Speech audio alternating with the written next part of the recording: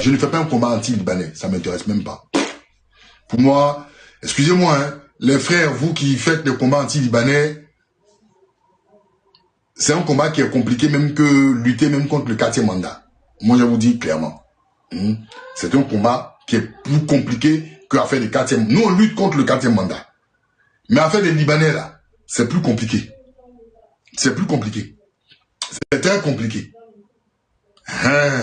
C'est très compliqué. Je vais vous donner un exemple.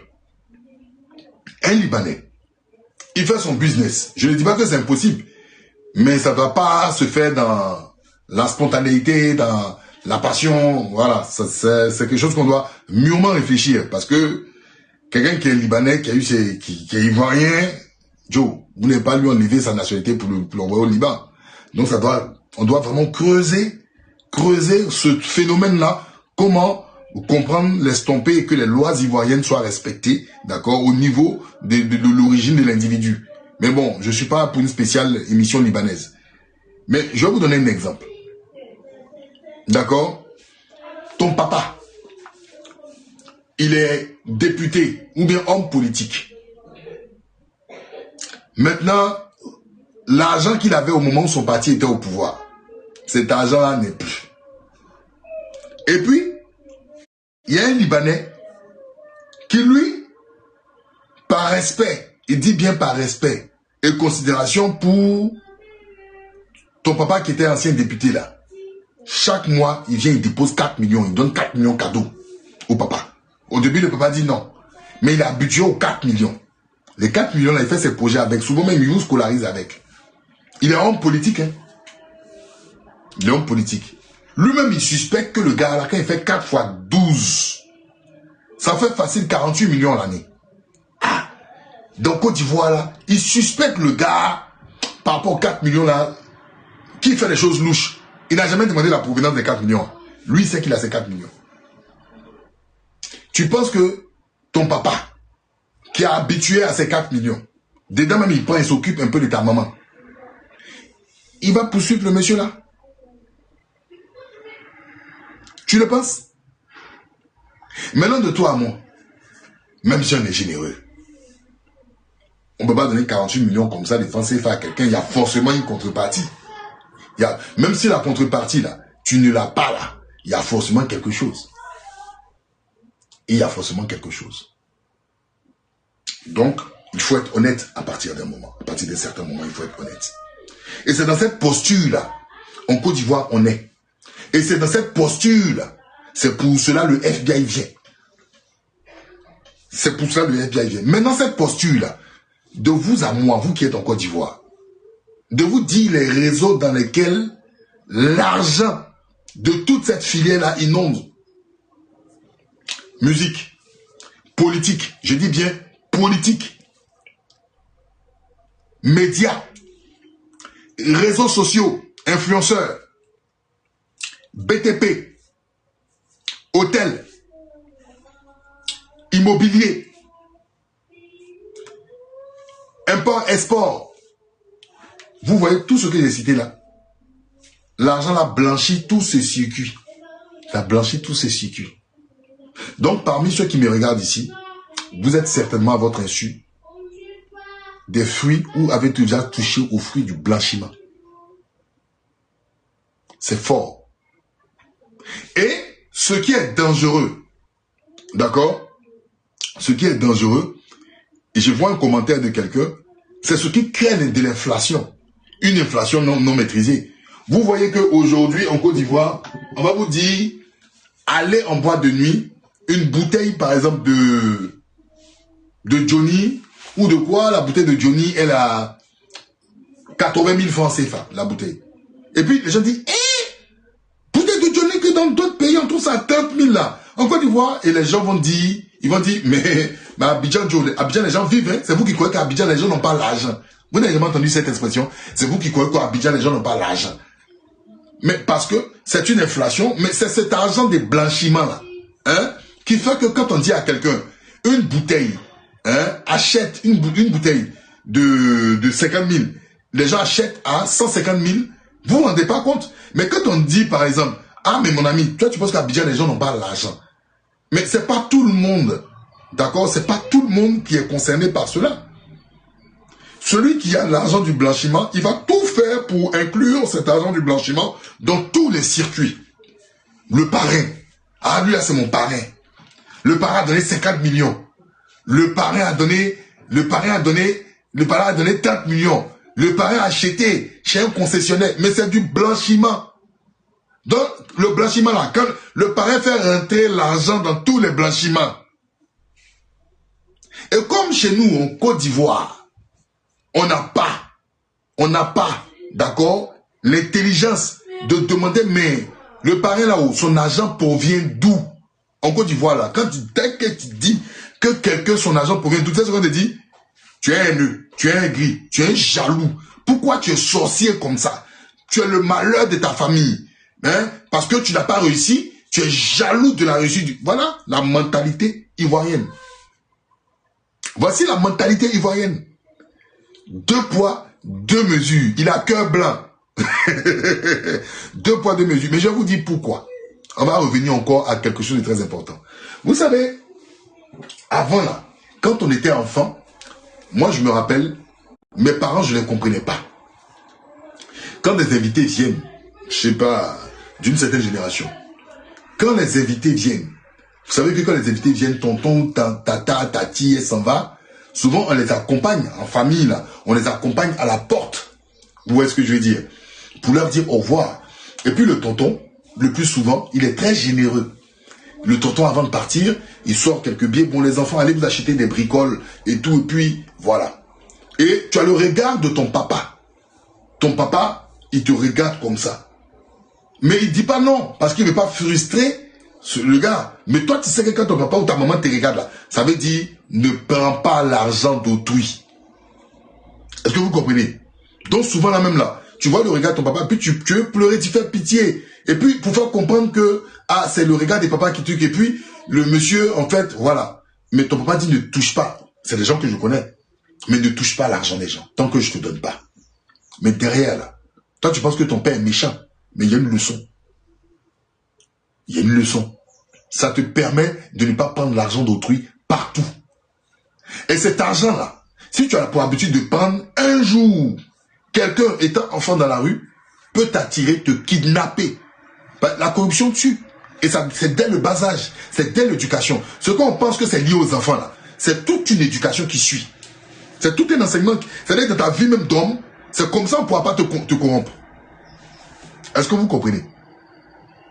Ça peut te sauver la vie. Parce que le tonton même que tu vois, qui est l'ami de la famille, un jour il peut venir vous kidnapper. Étant dans la rue, lui il a besoin de faire ses rituels, il a besoin de faire ses trucs. Tu vas le voir tonton, mais il a pour habitude de te donner de l'argent pour t'attirer. S'il te donne l'argent pour t'attirer, tu as parti parce qu'il te donne l'argent. Mais s'il ne te donne pas et il te donne l'argent, tu n'as pas pour habitude. Tu as dit, ah tonton, papa m'a toujours dit de ne pas prendre l'argent des étrangers. Ah, je ne suis pas un étranger. Ton papa m'a dit de ne pas... Tonton, non. Donc, ça te couvre, mais tu ne comprends pas. Et c'est un style de vie qui t'accompagne jusqu'à ton âge adulte. Tu sais que l'argent de l'État, c'est l'argent de l'État. La corruption, faire rentrer l'argent du blanchiment de tout un système peut être un danger pour ton pays. Parce que tu ne sais pas ce qu'il prépare derrière. Est-ce que vous comprenez?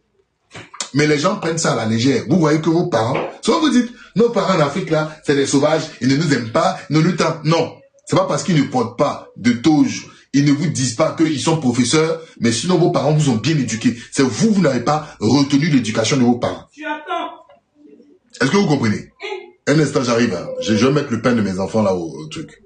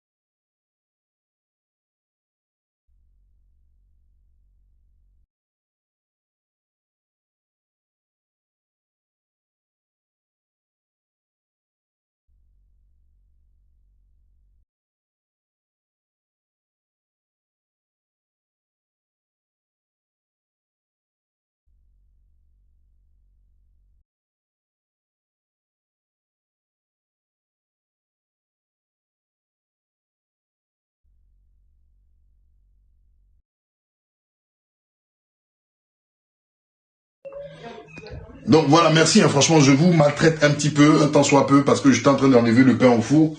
Voilà, c'est dit, le pain au four pour mes filles, parce que elles, faut mettre le pain au four. Bref, c'est pas ça le plus important. Donc, j'étais en train de dire que c'est une valeur.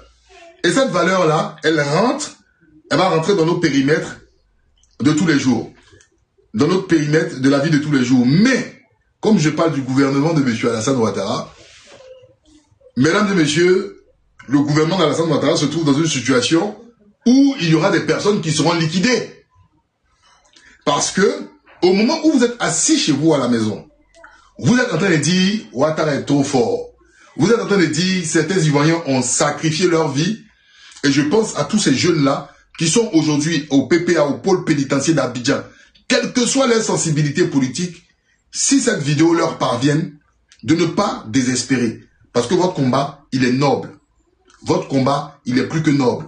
Vous avez décidé de lutter d'abord contre le 4e mandat. 4e mandat dont aujourd'hui l'ensemble de la classe politique, disant qu'ils font de la politique réaliste, sont en train de faire cette politique qui dégoûte aujourd'hui la plupart des jeunes. Deuxième élément, c'est parce que on n'a pas eu le temps de pouvoir auditer et faire des enquêtes comme il se doit par rapport à la gestion de certaines équipes-là, qu'aujourd'hui le FBI débarque en Côte d'Ivoire pour venir faire des enquêtes sur un réseau qu'on appelle le Hezbollah.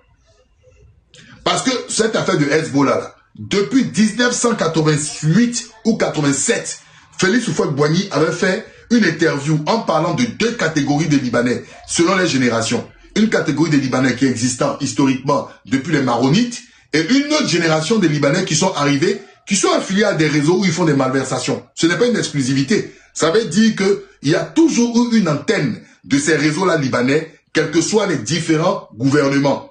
Mais où cette source-là a pris une dimension, d'accord, hors norme, c'est maintenant.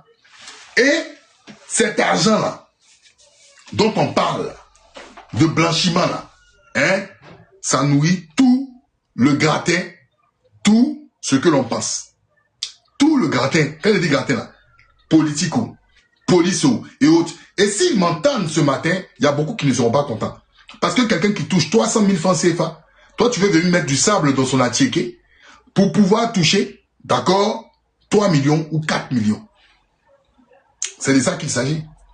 3 millions ou 4 millions. Parce qu'il touche 4 millions. De base, il doit toucher 3 500 000 francs. Non, non. Laissez affaire de PPACI au RHDP là. Je vais tomber dessus. C'est pas la peine de muter. Laissez-les. Ils sont venus. Aujourd'hui, j'ai un peu de temps. On va mettre les pieds dans le plat. Laissez-les. Laissez ça. On va parler de ça. Ça, je vais parler de ça. Donc, ne mutez pas quelqu'un pour ça. Si quelqu'un dit que le PPACI au RHDP, pourquoi vous voulez le muter? Qu'est-ce qu'il a dit des méchants? C'est dans l'actualité et je vais tomber dessus. Donc, gardez votre calme. C'est important. C'est important, c'est l'actualité. Laissez de muter le-même. Maintenant, donc, c'est la raison pour laquelle le FBI se trouve là. Et, je vais vous dire quelque chose. Alassane Ouattara, celui qui fait peur tant d'Ivoiriens, ce qui est fort avec lui, si vous êtes même au RHDP, vous avez mangé avec lui, le FBI tombe, donne des têtes, il va vous laisser tomber. Parce que c'est un pur produit des Américains. Ce qui est bien chez les gens comme Ouattara, autant vous le voyez menaçant, mais c'est quelqu'un là. Si tu es son ami, tu es cité dans cette affaire, les Américains disent ils veulent ta tête, il va te lâcher. Il va te lâcher. Donc, ces jours-là, dont vous voyez, vous êtes assis sous vos ailes, puis vous êtes là, Ouattara est trop fort. Il y aura du rebondissement. Moi, j'ai mes popcorn. Il y aura tellement de rebondissements. Ils vont se là un à un. Ça veut dire que, vous savez, souvent, il faut avoir l'œil. Et vous êtes pincé. Au moment où les gens disent que les gens sont dans leur apogée, ils sont assis comme des dieux, là. Hein? D'accord? On est assis, on regarde. On est assis et on regarde. Au moment où les gens étaient en train de dire que oui, Maduro est tombé, les pays de l'Est vont être frappés. J'étais là, j'ai regardé. Est-ce que vous connaissez Donald Trump? Vous dites c'est un fou, non? Donc un fou, il est imprévisible. Regardons seulement. L'affaire va être très intéressante. Deuxième point. Je viens sur quelque chose d'autre.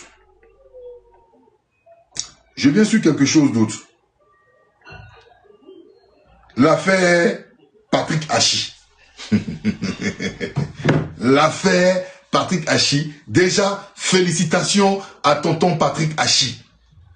Ouvrez bien vos oreilles. Open your ears. Ce que j'ai dit là, parce que j'ai plus trop le temps, d'accord? Je n'ai plus trop le temps d'intervenir. Écoutez bien. Oui, Mfa, tu connais. Vrai Rouge Père Noir gagne bientôt. On y va. Voici que nous sommes la semaine dernière. Je reçois une dépêche. Convocation à l'Assemblée nationale pour l'élection du président de l'Assemblée nationale, qui est prévue pour la session inaugurale. On est le combien aujourd'hui? 18 hier, 17, 16, vendredi. La session inaugurale du 16 janvier 2026. Bon, jusque-là, moi je m'en fous. Donc, au niveau de l'édito, en fait, j'avais un thème pour présenter une émission à la télé. Et j'ai mon doyen qui me dit...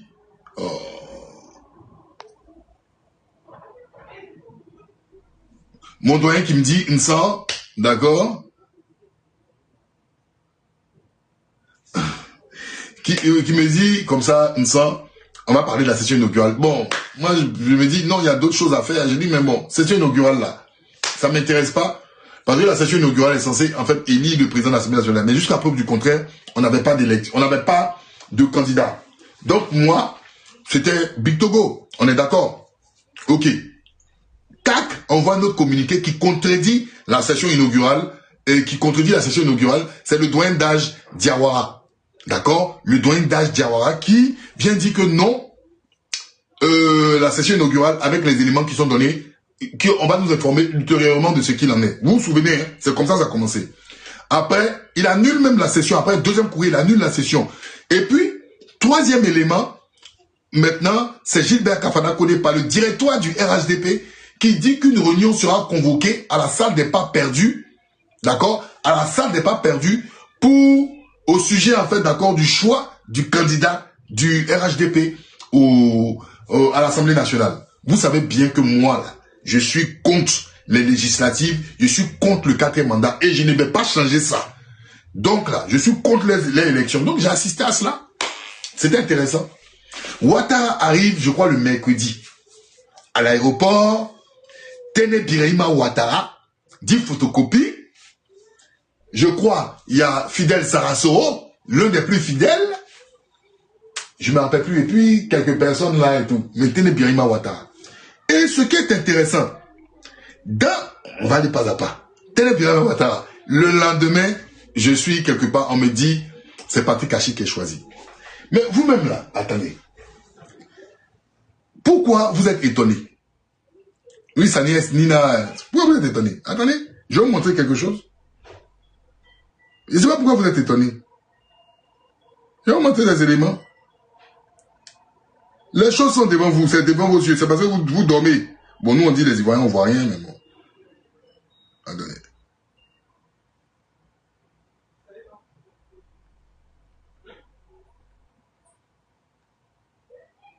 Un instant. Attendez, je vais vous montrer. Je vais vous montrer. Alors, regardez.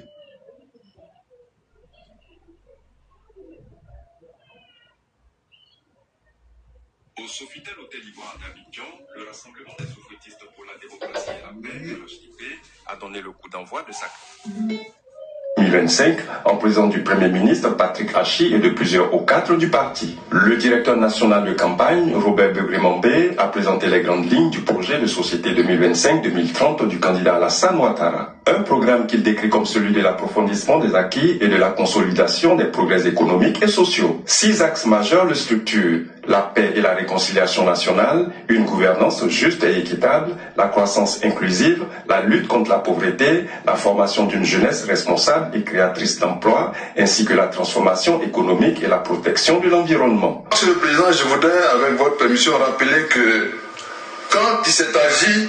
Alors là, nous étions il y a 3 mois. Nous sommes aujourd'hui en janvier. Donc, on va dire décembre, novembre, octobre. Oui, octobre, c'est ça. Donc, c'était en pleine... Leurs élections là qu'ils ont organisées, c'était en plein ça. D'accord? Donc, celui que vous voyez, c'est l'actuel Premier ministre. Hein. Begré Mambé.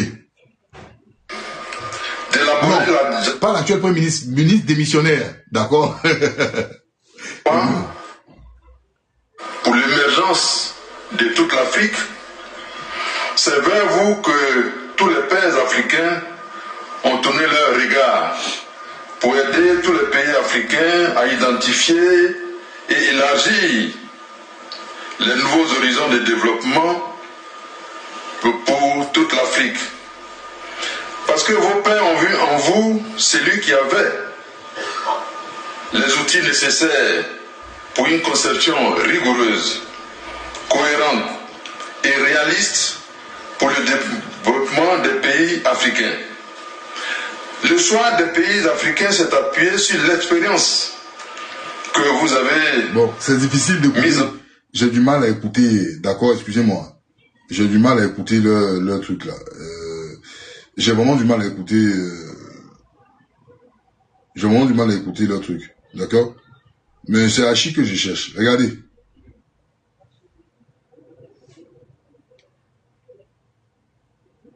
De la République, président du RHDP.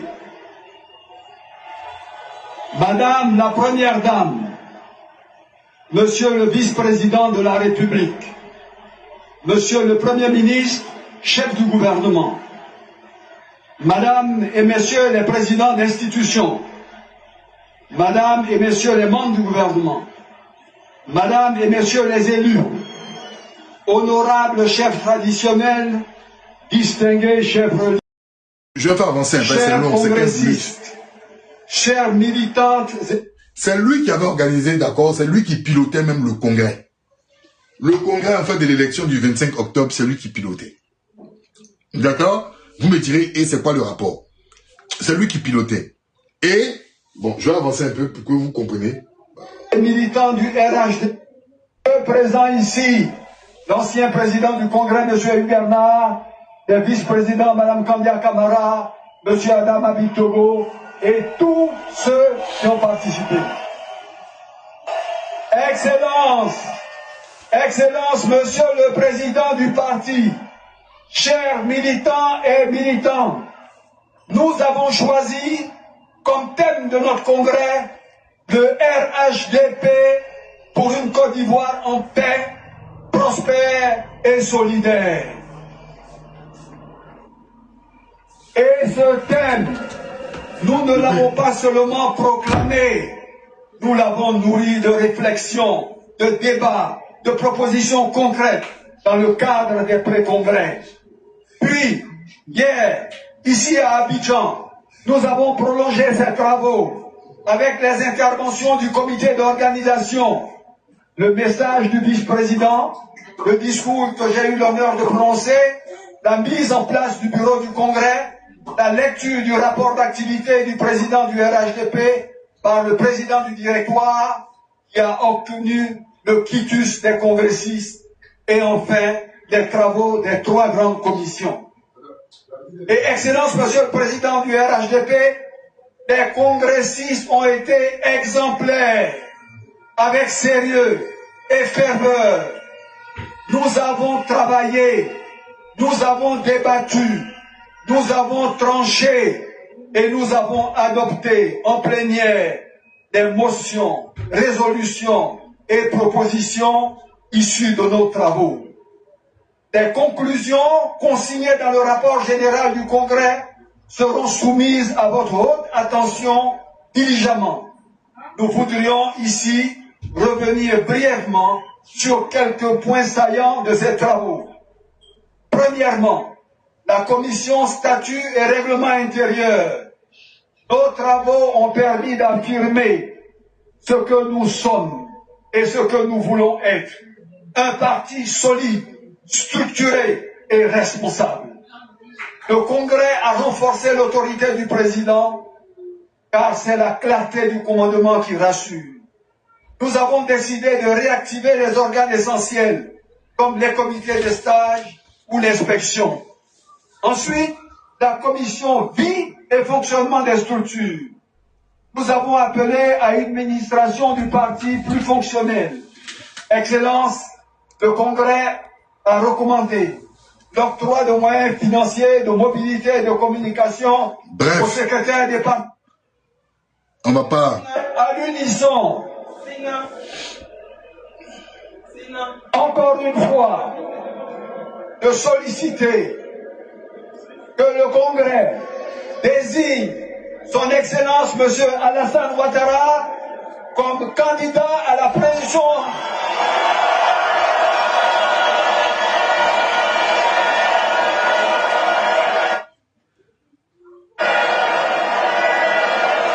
Bon, après ce show, d'accord, on peut citer plein de choses sur Patrick Hachi, mais je ne vais pas faire une spéciale Patrick Hachi.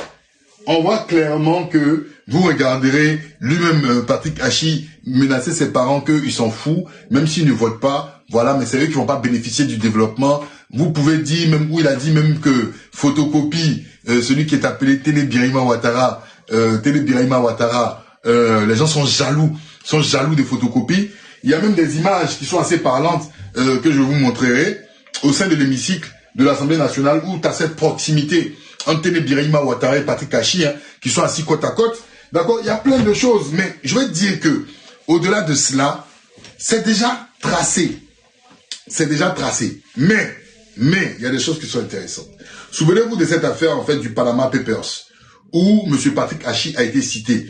Cette information en fait, d'accord, en Côte d'Ivoire, ils ont tait l'affaire, d'accord, rapidement en ce qui concerne M. Patrick Hachi. Mais est-ce que les gens oublient? Est-ce que les États-Unis, par exemple, oublient? Est-ce qu'ils n'ont pas mis cela au show où certaines personnalités ivoiriennes, d'accord, sont aussi guettées ou pointées du doigt? Ça, c'est une affaire aussi à voir, parce que beaucoup de personnes, quand on reste en Côte d'Ivoire, on reste véritablement en Côte d'Ivoire, on ne voit pas au-delà de la Côte d'Ivoire. Je dis bien, ça fait un élément. Monsieur Big Togo, je ne vais pas être un profondeur de Big Togo. Moi, personnellement, j'ai rien à foutre. C'est la même clique, c'est la même cliquaille. Moi, personnellement, c'est pas mon problème. Mais Monsieur Big Togo, il était évident que Monsieur Big Togo soit complètement mis out. Parce que Monsieur Big Togo, déjà, il veut faire du Ahmed Bakayoko. Il n'a pas aussi les fonds d'Ahmed Bakayoko. Parce qu'Ahmed Bakayoko, il avait une planche à billets, hein, ça roulait à tout moment. Hein. Chacun peut faire son analyse, savoir où, d'accord, j'ai dit Panama Papers, non, ouais, j'ai cité avant. D'accord, chacun peut faire son analyse, d'où la planche à billets d'Ahmed Bakayoko, où elle était positionnée, où elle fonctionnait. Bref, c'est pas ça, mais je veux dire, Big Togo veut faire du Ahmed Bakayoko, surtout nos députés. Nos députés aiment beaucoup Big Togo. Allez leur demander pourquoi ils aiment Big Togo. Ils vont vous dire, est-ce qu'ils aiment Big Togo parce que des choses sont décidées pour le peuple? Allez, partis confondus, hein. Ils aiment beaucoup Big Togo. Allez leur demander pourquoi ils aiment Big Togo. Bref, donc, le RHDP n'a pas besoin de quelqu'un qui n'est pas du sérail le plus proche et qui n'est pas fidèle. D'accord? C'est comme la clique, la danse des sorciers. On est tous sorciers, on mange ensemble, mais à un moment, je trouve que tu n'es pas véritablement, tu es un peu trop sentimental pour les sorciers. Un sorcier ne doit pas avoir des sentiments, donc te mettre de côté, out. Voilà. Donc, au niveau du RHDP, on enfonce les clous parce qu'on se dit que le boss, celui qui est le boss doit partir. Donc les irréductibles doivent prendre la main. Donc ces irréductibles-là, ils sont à partir de certaines générations, mais il y a quelqu'un qui arrive. Souvenez-vous, je vous avais dit dans mes pronostics que Télé Birahima Ouattara allait être Premier ministre. Personne ne me croyait. Et Télé Birahima Ouattara ne sera pas vice-président. Télé Birahima Ouattara sera Premier ministre. Et je l'ai expliqué à plusieurs reprises. En cas de vacances du pouvoir, de toutes les façons, Ouattara est fatigué. Ça, ce n'est même pas un truc. Il est fatigué quand il est dans un certain âge. Il est fatigué. Ouattara est fatigué. Qui va gérer les affaires courantes de l'État? Qui gère les affaires courantes de l'État? Qui va gérer l'argent? Qui va gérer la défense? C'est qui? C'est le Premier ministre? Est-ce qu'on a besoin de... Franchement, c'est le Premier ministre. Parce que le vice-président, je dis encore, je répète, le vice-président en Côte d'Ivoire n'a aucun pouvoir. Il ne peut pas remplacer un ministre. Il ne peut pas changer de gouvernement. Il est là à titre représentatif. Donc, ça se passe sous vos yeux. Celui-même qui gère actuellement là, la Côte d'Ivoire, c'est Télé Birahima Ouattara. N'en déplaise, vous êtes fâché ou pas, c'est lui qui a la manette actuellement. Parce qu'il a fait ses preuves au sein de la Grande Muette. Je dis, pour moi là, c'est lui qui sera Premier ministre. Vous montez, c'est lui qui sera Premier ministre. Ouattara est fatigué, c'est-à-dire que si Ouattara reste sur 4 ans, c'est lui qui va gérer les affaires de l'État. Et il vous le prouve. Il vous le prouve. Regardez au sein de l'hémicycle, qui était assis à côté de Télé Birima Ouattara. Patrick Hachi et Anne Ouloto. On va venir sur l'affaire Anne Ouloto. Mais l'affaire Anne Ouloto, là, vous croyez que l'affaire Anne Ouloto est sortie comme ça? Vous croyez qu'il y a des gens du RDR qui n'étaient pas au courant de cette... Vous avez vu combien de personnes du RDR montées à la télévision pour parler, d'accord, pour Anne Ouloto? Vous avez vu combien de personnes? Parce que entre eux, là, ils sont en train de se donner les coups. Il y a 3 ministres d'État au sein du gouvernement. Adjoumani, Anne Ouloto et puis un autre. D'accord? Et Anne Ouloto, là, elle a fait un 6/6 dans sa région, là-bas. Donc, elle pèse. C'est le règlement de compte. C'est le bal, d'accord, des chaises et des positionnements. Vous serez étonnés, il y a beaucoup de choses qui vont venir. Vous croyez que ça va faire de dire oui, PPACI, PDCI vont entrer dans le gouvernement. Ils sont en train actuellement, là, d'enfoncer le clou. La même scène qui s'est passée en 91, où Ouattara a vécu ça, là, c'est la même scène qui se passe actuellement. Vous êtes pressés pourquoi? Vous êtes pressés pourquoi? Nous, on est assis et puis on regarde. On est assis, on sait ce qui se passe au cœur. Quand je disais que Télé Birima Ouattara allait être Premier ministre, là, des gens me regardaient et disaient, mais qu'est-ce que je raconte? Je crois qu'il y a un frère même du RHDP qui m'a dit, ton analyse n'est pas mal. C'est le dauphin. C'est lui on prépare. Sauf dernière surprise, mais Patrick Hachi ne peut pas être le dauphin. Ils l'ont mis au pêchoir. Au pêchoir, là, tu ne peux pas remplacer, d'accord, le président. C'est pas possible. Parce qu'il y a une modification constitutionnelle. En cas de vacances du pouvoir, c'est pas le président de l'Assemblée nationale qui prend, avec l'article 11. C'est le vice-président qui va remplacer, mais c'est le gouvernement qui est là. Le gouvernement va travailler jusqu'à l'organisation des élections. Donc celui qui est Premier ministre, pour moi, c'est lui qui gère l'État. C'est ce que vous n'avez pas compris. Si pour vous, d'accord, le poste de Premier ministre ne voulait rien dire, je vous donne la nouvelle, voilà ce qu'il en est. Maintenant, on va mettre les pieds dans le plat. Où on en est. Avec tout ce balai-là, qu'est-ce que, d'accord, qu'est-ce que l'opposition ivoirienne propose? Avec tout ce qui se passe, qu'est-ce que l'opposition ivoirienne, d'accord, propose? C'est ça la question. Quelles sont les propositions, d'accord, quelles sont les propositions de l'opposition?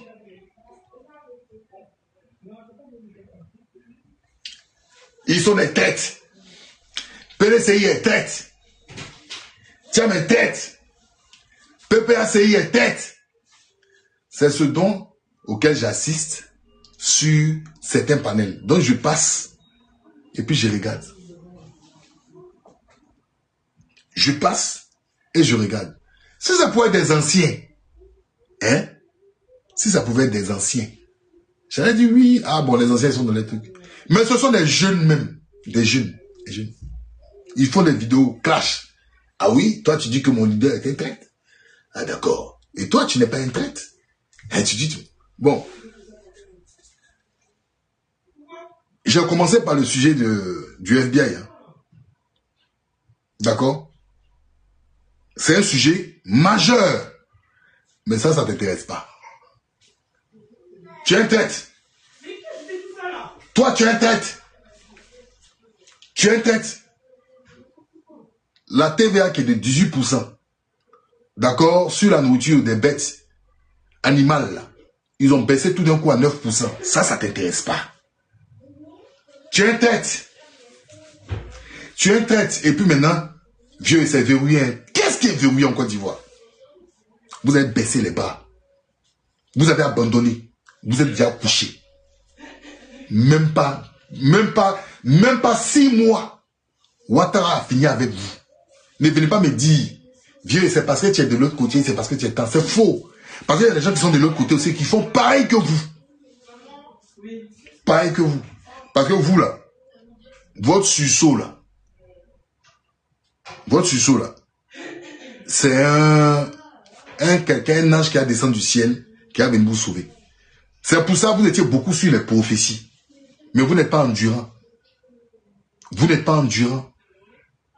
vous avez tout, vous avez déjà abandonné. Et puis vous êtes là. Vous dites, oui, Ouattara est fort. C'est vous qui êtes faible. Excusez-moi de vous le dire. Et ce qui m'inquiète, je me demande qu'est-ce qui sera la suite en Côte d'Ivoire. Parce que nos vieux là, malheureusement, où ils ne sont pas à la bonne enseigne. Mais vous-même là, vous les portez déjà dedans. C'est-à-dire que vous êtes jeunes. C'est vous demain qui allez peut-être remplacer vos partis politiques. Mais vous-même là, vous n'avez aucune... Excusez-moi, hein, vous n'avez aucune personnalité. Mais les vieux là, ils en valent mieux que vous parce que c'est actuellement eux, ils sont aux affaires. Les vieux là, ils en valent mieux que vous parce qu'ils sont aux affaires. Parce que j'imagine si eux, ils sont déjà là-bas, et puis ils font ça, et puis vous êtes déjà même pas aux affaires, et puis vous validez cela. Mais je me demande, mais dans 15 ans, dans 20 ans, qu'est-ce qu'il en sera de la politique ivoirienne? Aucune dignité. Je suis là, je regarde, et puis je suis dépassé. C'est soit vous êtes dans le...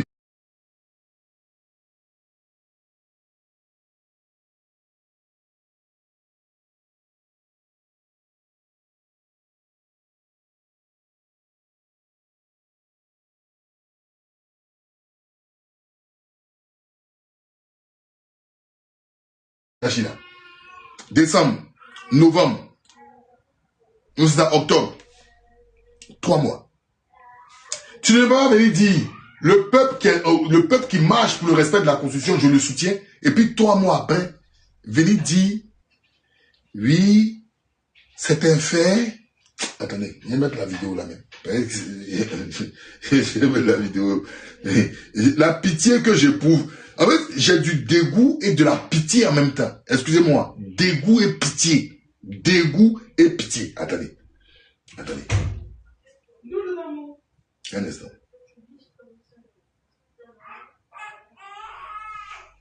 Un instant, s'il vous plaît.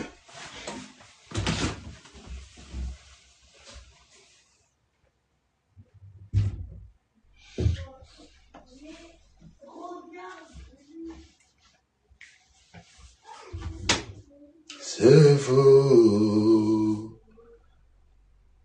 Oh non, de Dieu, tu cherches partout. Aïe, béi, et tout. Aïe.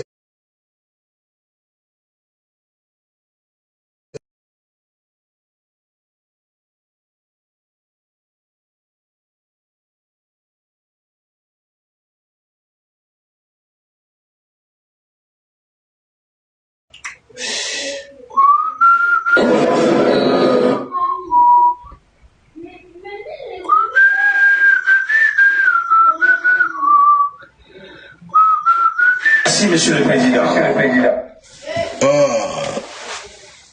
Alors, un instant, je vais vous montrer la vidéo.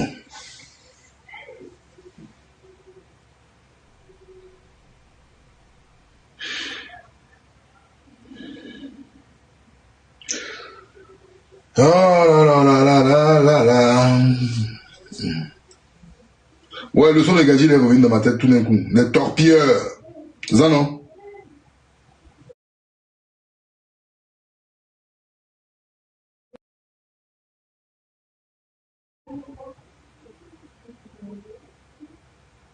Est-ce que vous reconnaissez maintenant la légitimité du scrutin ou de l'élection du président Ouattara? Notre position n'a pas changé. Nous avons dit que nous étions contre le 4e mandat et que nous nous opposions au 4e mandat. Nous sommes aujourd'hui devant le fait accompli. On ne va pas mettre la Côte d'Ivoire en guerre pour cela.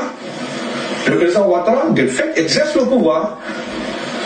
Il exerce le pouvoir et je ne vois pas par quel moyen, sauf une insurrection, ce qui n'est pas dans notre ADN, non. Bon, alors, il s'agit de l'ambassadeur Emmanuel Aka, qui est du PPACI, qui est un proche, voilà, du président Laurent Gbagbo. Donc, on va mettre les pieds dans le plat. Quand vous entendez ça là, d'abord, un journaliste de sur quoi, qui va venir vous dire, est-ce que vous...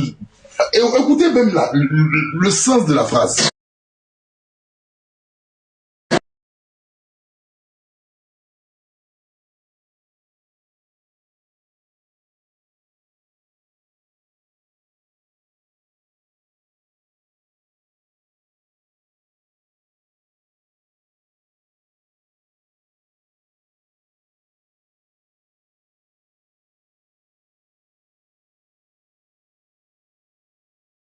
Des gens ont été, d'accord, injustement arrêtés.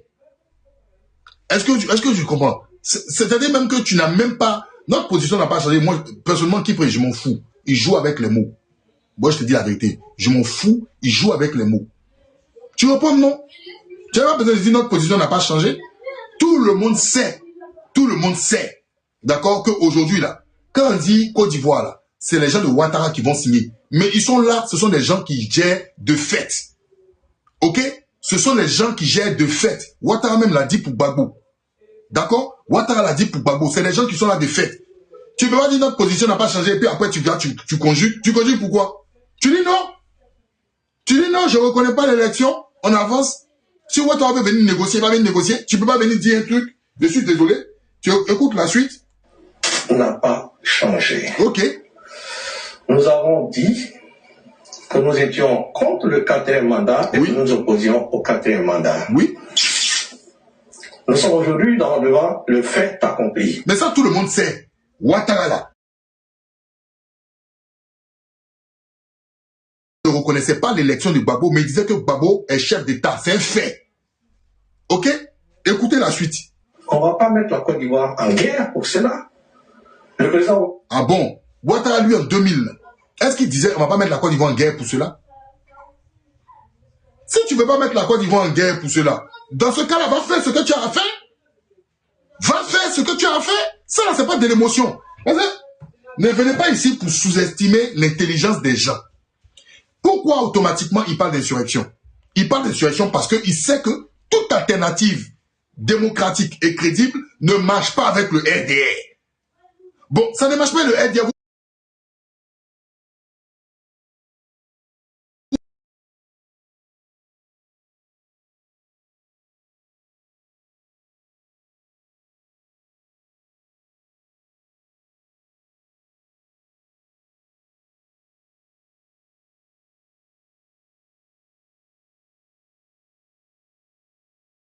S'il vous plaît.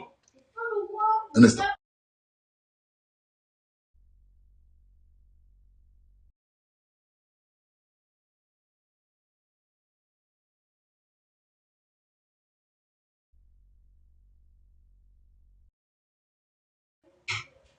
Si c'est pas coup d'État là, on fait quoi? Voici ce que les gens disent.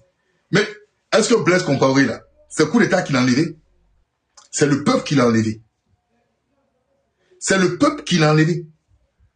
Petit piment, si tu aimerais bien me voir à Abidjan, tu veux me voir à Abidjan pourquoi? Parce que à Abidjan, c'est là-bas en fait pour toi, à Abidjan là-bas la réalité se passe, non? À Abidjan, c'est là-bas aussi la dictature se passe, non? Donc soit tu es un dictateur ou tu es un lâche. D'accord? Tu es un dictateur ou tu es un lâche.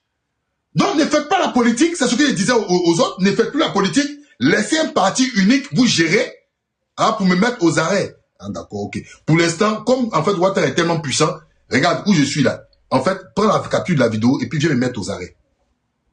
D'accord? Viens me mettre aux arrêts. Mais pour l'instant là, comme tu m'as dit que tu vas me mettre aux arrêts, et je suis un homme, je suis réaliste, tu ne pourras pas mettre la main sur moi. D'accord? Petit piment, tu ne peux pas mettre la main sur moi. Maintenant, si tu es fort, j'aimerais que tu es fort, prends ton avion et puis viens, on va se croiser. Et puis tu vas voir comment tu vas faire pour me mettre aux arrêts. Plaisantin. Alors, je vais avancer. Je suis en train de dire que si tu es fort, tu prends ton avion et puis tu viens, on va me mettre aux arrêts. Comme vous êtes tellement puissant. Maintenant, je dis quelque chose de très important. Ne faites plus la politique.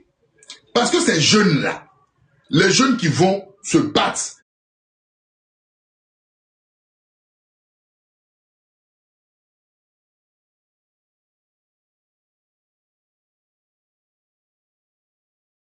PACI va répondre à cette interview-là pour mettre les choses au clair.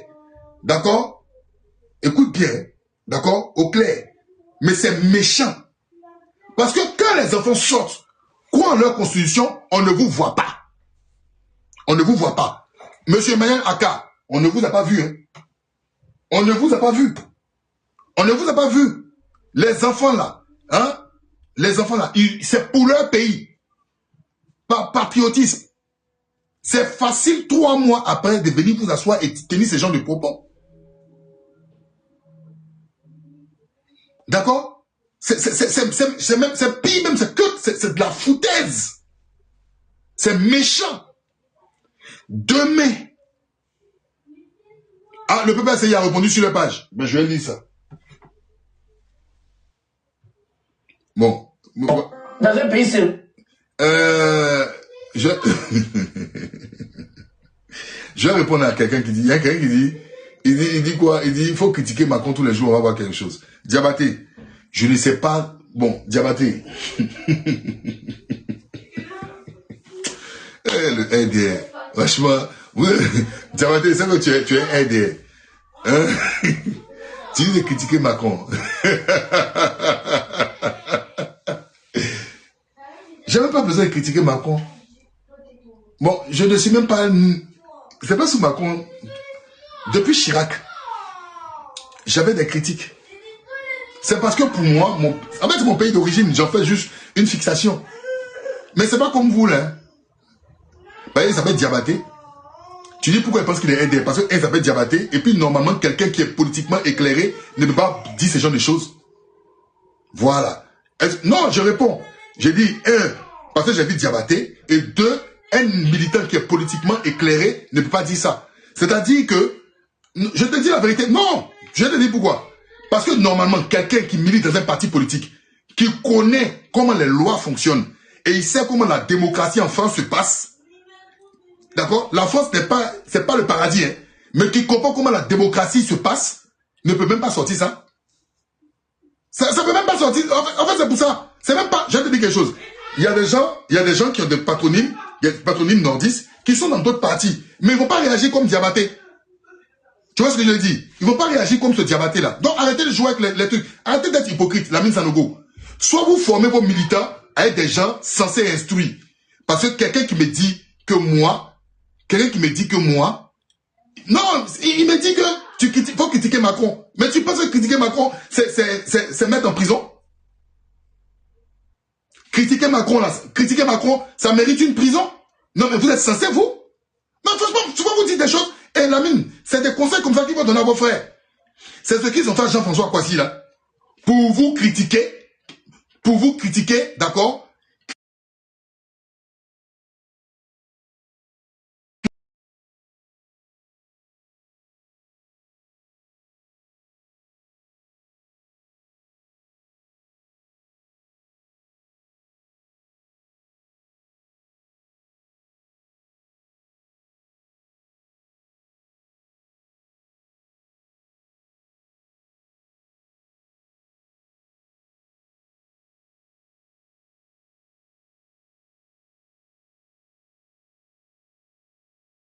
PDCI, je pense comme ça à Emric, l'enfant Emric là. Qu'est-ce qu'il a fait de grave pour finir en prison?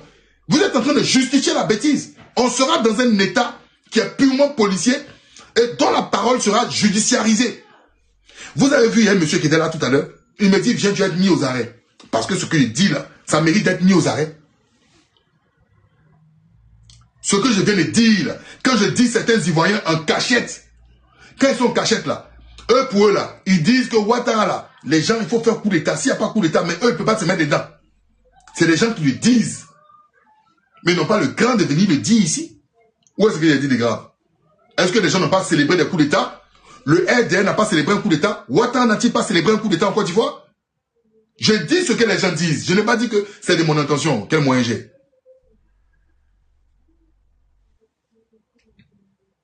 D'accord? Donc, voici la réalité en Côte d'Ivoire. Ça sert à quoi de dépenser? Donc, ne dépensez plus les milliards du contribuable.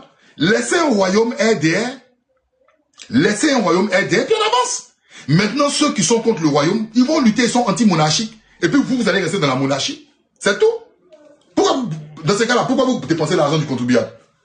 Si vous dépensez l'argent du contribuable, pourquoi? Ne dépensez pas l'argent du contribuable. Ayez un royaume RDR. Ceux qui seront anti-monarchiques vont lutter contre le royaume. Et puis ceux qui sont dans le royaume, vous resterez dans le royaume. Au moins, c'est un conflit qui est clair contre le royaume, et puis ceux qui sont pas dans le royaume. Mais nous, moi là, en tout cas, je reste dans ma posture. Je suis contre la monarchie. Mais vous dites d'organiser les élections. Vous avez le cran même de dire que vous êtes contre quelque chose. Les enfants croient en vos idées. Ils se font arrêter. Et puis vous venez vous dites non, en fin de compte, il faut accepter. Mais ça ne va pas dans votre tête. Ça ne va pas, il y a quelque chose qui ne va pas. Respectez un petit peu l'homme. Si la vie d'un être humain n'a plus de sens en Côte d'Ivoire, respectez un petit peu l'homme. Ça ne se fait pas. C'est pire que de la foutaise. Attends, je vais voir la page du PPACI qui a condamné les propos du monsieur là. Et sinon, c'est pas bon. C'est du grand n'importe quoi.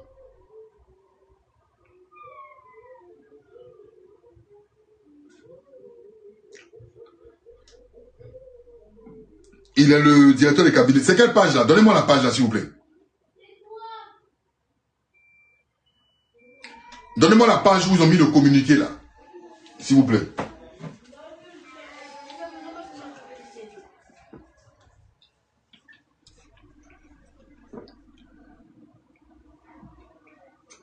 Ok, merci la graine.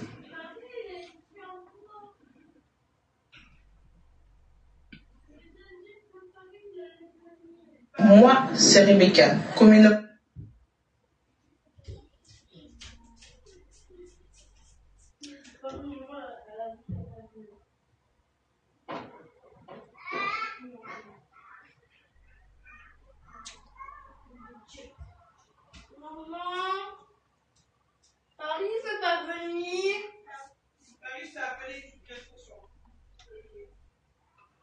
Non, non, non, non, non, non.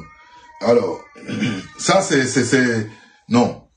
Moi, je ne parle même pas de l'intégration au sein du gouvernement. C'est pas... Voilà, c'est pas... Ça m'intéresse même pas. Et les gens qui ont dit, oui, PPACI au gouvernement, c'est des bêtises. Mais la posture, la quintessence des dits de M. Emmanuel Aka, qui est le directeur, qui est le chef de cabinet du président Laurent Gbagbo, non, non, j'ai dit non, non. C'est contre-productif et même contraire à ce que le président Laurent Gbagbo a dit. C'est contre-productif. Ouattara là, il a dit, il reconnaît, d'accord, que Gbagbo est président des faits en 2000. Mais Ouattara n'est pas rentré dans une affaire de dire qu'il faut négocier, que tant, il n'a pas dit ça. Ouattara a dit qu'il demandait à l'ONU la reprise des élections. Ouattara a dit qu'il ne reconnaît pas le gouvernement de Gbagbo. Il discute avec Gbagbo, mais il ne reconnaît pas parce qu'il faut refaire les élections. Il est resté intangible sur sa position. Il est allé en coq. Il est allé comme quelqu'un qui est fort à Marcoussis. Parce qu'il savait. C'est de ça qu'on parle. Parce que quand c'est comme ça, là, hein, quand c'est comme ça, les gens savent que la flamme du combat est toujours allumée. Elle est maintenue. C'est pas des rêveries.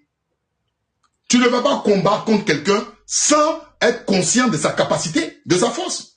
Pourquoi? Et puis même là, en 4 mois, les gens s'y font en Côte d'Ivoire. Bon, nous là même là, on n'a pas été ministre, on n'a pas été député. Mais on a quand même un peu de dignité. Sinon, nous là, on est qui? Nous là, on nous dit là même, il y a tout à l'heure, il y a quelqu'un qui était dans les balais, non? Tu viens t'asseoir ici, mon frère, tu es un menteur, tu viens, tu mens. On est qui? Mais on a un semblant de dignité. C'est quoi qui fait, puis, je sais pas, quel manger vous ne mangez pas? Quel petit argent, quel petit truc? Je comprends pas. C'est quoi? Qu'est-ce qui vous oblige? Qui dans la nuit, dans votre sommeil, vous dit, d'accord? Dans votre sommeil là, vous dit, hein? Faut aller courir derrière Ouattara, faut aller courir. Il y a quoi? Qu'est-ce qu'il y a d'urgent? Tenez un peu bon. C'est quoi? Quand on parle, on va dire c'est les émotions. Quelle émotion? Quelle émotion? Vous avez vu ce qui s'est passé à Yamoussoukro? Vous avez vu ce qui s'est passé dans les villes? C'est pas comme ça. Moi, franchement, excusez-moi. J'ai l'impression que c'est un jeu d'enfant. Parce que j'ai l'impression que Ouattara s'est dit, les Ivoiriens sont tellement bêtes. Laissez-les. On a prévu notre plan. On va taper des dents, puis ils vont revenir comme des toutous. On peut pas être comme ça. Franchement, c'est... on peut pas être comme ça. C'est moi, je vais libérer les enfants en prison. Les enfants ils sont libérés. De Salès, là. Les enfants sont libérés. Les enfants, là, sont-ils libérés de Salès? C'est toi qui vas libérer les enfants en prison. Quelqu'un qui te... En fait, c'est intéressant, hein. De Salès, je vais te répondre. Mais je pense que la réponse, là, c'est la réponse à plusieurs Ivoiriens. Vous savez, le poulet, de Salès, regarde, je vais te montrer une image. Il y a une histoire qui était une histoire où on parlait de... Bon, les gens disent que c'était Hitler, mais je ne pense pas que ce soit lui. où Hitler a pris, on dit la personne a pris le poulet comme ça, il a commencé à arracher les plumes à vif. Et le poulet criait. D'accord, le poulet criait. C'est enlever les plumes à vif du poulet, comme ça, le poulet saigne. Le poulet criait. Et puis, le gars il a dit, regardez, je vais commencer à mettre des graines de maïs. Quand il a mis des graines de maïs, celui qui a arraché les plumes à vif là, le poulet est revenu encore. Et le poulet est revenu, il a dit, voici comment vous pouvez gorger un poulet. Et en fait, c'est ta réponse là, quand tu dis, c'est vous qui allez les libérer. Qui a mis en fait ces enfants là en prison? Qui a mis ces enfants en prison? Celui qui a un syndrome de Stockholm dit que c'est l'opposition qui a mis les enfants en prison. C'est faux. Qui gère la politique de sécurité et de défense en Côte d'Ivoire? C'est le RDR. C'est le RDR. Qui gère la justice? Qui nomme les procureurs? C'est le RDR. Donc c'est le RDR qui a mis les enfants en prison. Maintenant, si tu as un syndrome de Stockholm, tu es tellement traumatisé, tu vas dire non, ce sont les opposants qui ont mis les enfants en prison. Maintenant, quand le RDR vient et donne des gages, d'accord, de négociation, entre guillemets, si vous voulez rentrer, voilà, on va négocier pour la paix, ce qui est passé est passé. Et puis vous, comme des cons, vous allez en fait, d'accord, croire encore à ces mêmes personnes. Mais à quoi vous attendez dans 5 ans? C'est-à-dire, la petite crainte que le RDR avait un petit peu là, tu la vends doublement. Et puis maintenant, tu vis selon le calendrier du RDR. Tu dis quelque chose, que oui, c'est toi qui vas les libérer. C'est qui va les libérer? C'est qui va les libérer? C'est qui va les libérer? C'est ton pardon là qui va les libérer? Quand tu demandes pardon là, est-ce que tu donnes une date? C'est toi qui décides d'une date. C'est eux qui décident. Ok? Et maintenant, je vais répondre aux gens. Ceux qui disent Alassane Ouattara est fort. C'est faux. C'est parce que vous êtes faible. Et je reviens à un autre sujet. On vous a habitué à mettre l'argent dans votre bouche. Est-ce que tu comprends? Quand je parlais du blanchiment là, ils ont réussi à vous nourrir, vous êtes dépendant de leur argent. Est-ce que vous comprenez? Toute la classe politique, je dis bien, la plupart, partis politiques confondus, quand ils disent Ambak nous a fait du bien, mais il faut te poser des questions. L'argent d'Ambak là venait d'où? Vous avez vu ici, moi, ici en Côte d'Ivoire, j'ai vu, même je dis le bienfait d'Ambak, parce qu'il est généreux. Mais il est généreux là, son argent sort d'où? Ambak a quelle entreprise en Côte d'Ivoire? Ambak a travaillé où? Il a autant d'argent pour nourrir autant de familles. Je vous pose la question, l'argent d'Ambak sort d'où? Ambak a cet argent et puis Ouattara n'avait pas cet argent? À partir du moment où vous mangez cet argent, vous êtes attaché à ça. Bitoro est généreux. Bitoro du RDR. Bitoro est généreux. Qu'est-ce que Bitoro a de si généreux? Hein? Qu'est-ce que Bitoro a de si généreux? Parce que des gens, en fait, d'accord, pensent à leurs intérêts. Mais Bitoro donne quoi? Prenez la peine de réfléchir. Ce qui est dangereux, nous sommes un renouvellement, d'accord, de classe. Hein? Nous sommes un renouvellement de classe et de génération. Mais j'ai l'impression que les mauvaises pratiques des anciens, là, les jeunes seront encore 2 fois plus dangereux que les anciens. Parce que vous êtes 100 fois sans âme. C'est-à-dire que pour vous, vous avez accepté. Et quand on a une acceptation de ce genre de situation, voici ce que ça donne. Parce que quand vous dites que Ouattara est trop fort, qu'est-ce que Ouattara a fait d'extraordinaire? Qu'est-ce que Ouattara a fait d'extraordinaire? J'organise des élections, la CEI m'appartient, je mets des gens dans la CEI, je déploie l'armée, je tape sur l'armée, je bloque tout dans le pays, je viens, je dis je suis président. Qu'est-ce qu'il y a d'extraordinaire? C'est quoi? Qu'est-ce qu'il y a d'extraordinaire? Regardez le schéma. Qu'est-ce qu'il y a d'extraordinaire? Je vois pas. Donc quand vous dites qu'il est fort là, ça là c'est le b.a.-ba de tout bon petit dictateur. Les institutions sont à ma botte. Ok, d'accord, ils vont parler dans les rues. Je sors les gens, les policiers dans les rues. Je les tape, j'en arrête une. Où est-ce qu'il y a d'extraordinaire? En fait c'est comment on dit, le petit Larousse du dictateur en miniature. Parce qu'il y a des dictateurs là. Eux, quand le scénario est tellement bien... Donc, je vois pas. Je vois pas ce qu'il y a d'extraordinaire. La CEI à ma botte, ils vont peut-être marcher quelque part. Bon, je tape là, j'arrête là, j'encercle la maison d'un opposant et tout. J'arrête, j'ai fait... Où est-ce qu'il y a d'extraordinaire? Ouattara a été un grand politicien. C'est ceux qui sont venus, qui viennent se coucher là, à bas-ventre là, pour dire, Ado, tu as raison, on va négocier là. C'est eux, en fait. C'est eux qui font, en fait, que Ouattara est extraordinaire. Sinon, je ne vois pas ce qu'il y a d'extraordinaire.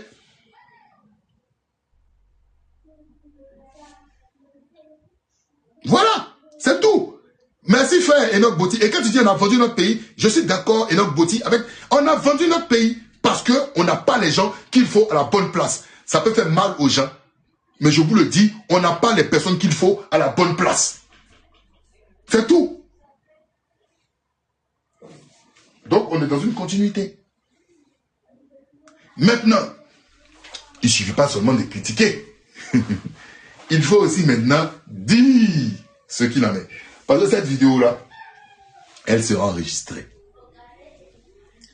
Vous savez que la léthargie et ce genre de pouvoir-là crée des gens qui sont dans la rupture totale. Demain, là, quand les choses vont se renverser, et ça sera très vilain, vous allez vous en prendre qu'à vous-même. D'accord? Vous pouvez vous en prendre qu'à vous-même.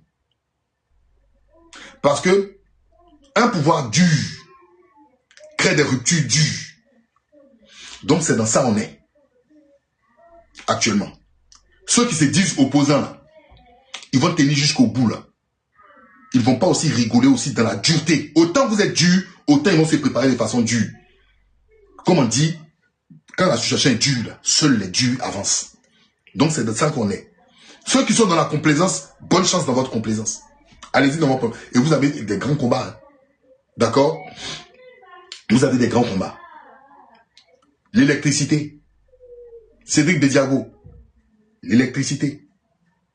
Il faut déjà résister par rapport à l'électricité. Il faut voir Ado comme il est fort. Qu'il baisse l'électricité. Il y a un challenge sur les prix. Votre pouvoir, il est vieillissant. On va voir. Je pense que Birima Ouattara, il est un peu bourrin dans sa façon. Parce que lui, pour lui, il faut taper pour faire asseoir son pouvoir. On va voir ce qu'il en est. Maintenant, ceux qui disent qu'ils m'attendent en Côte d'Ivoire, ne soyez pas pressés. On sera en Côte d'Ivoire et on aura le temps de partager un bon vin de palme où il se doit.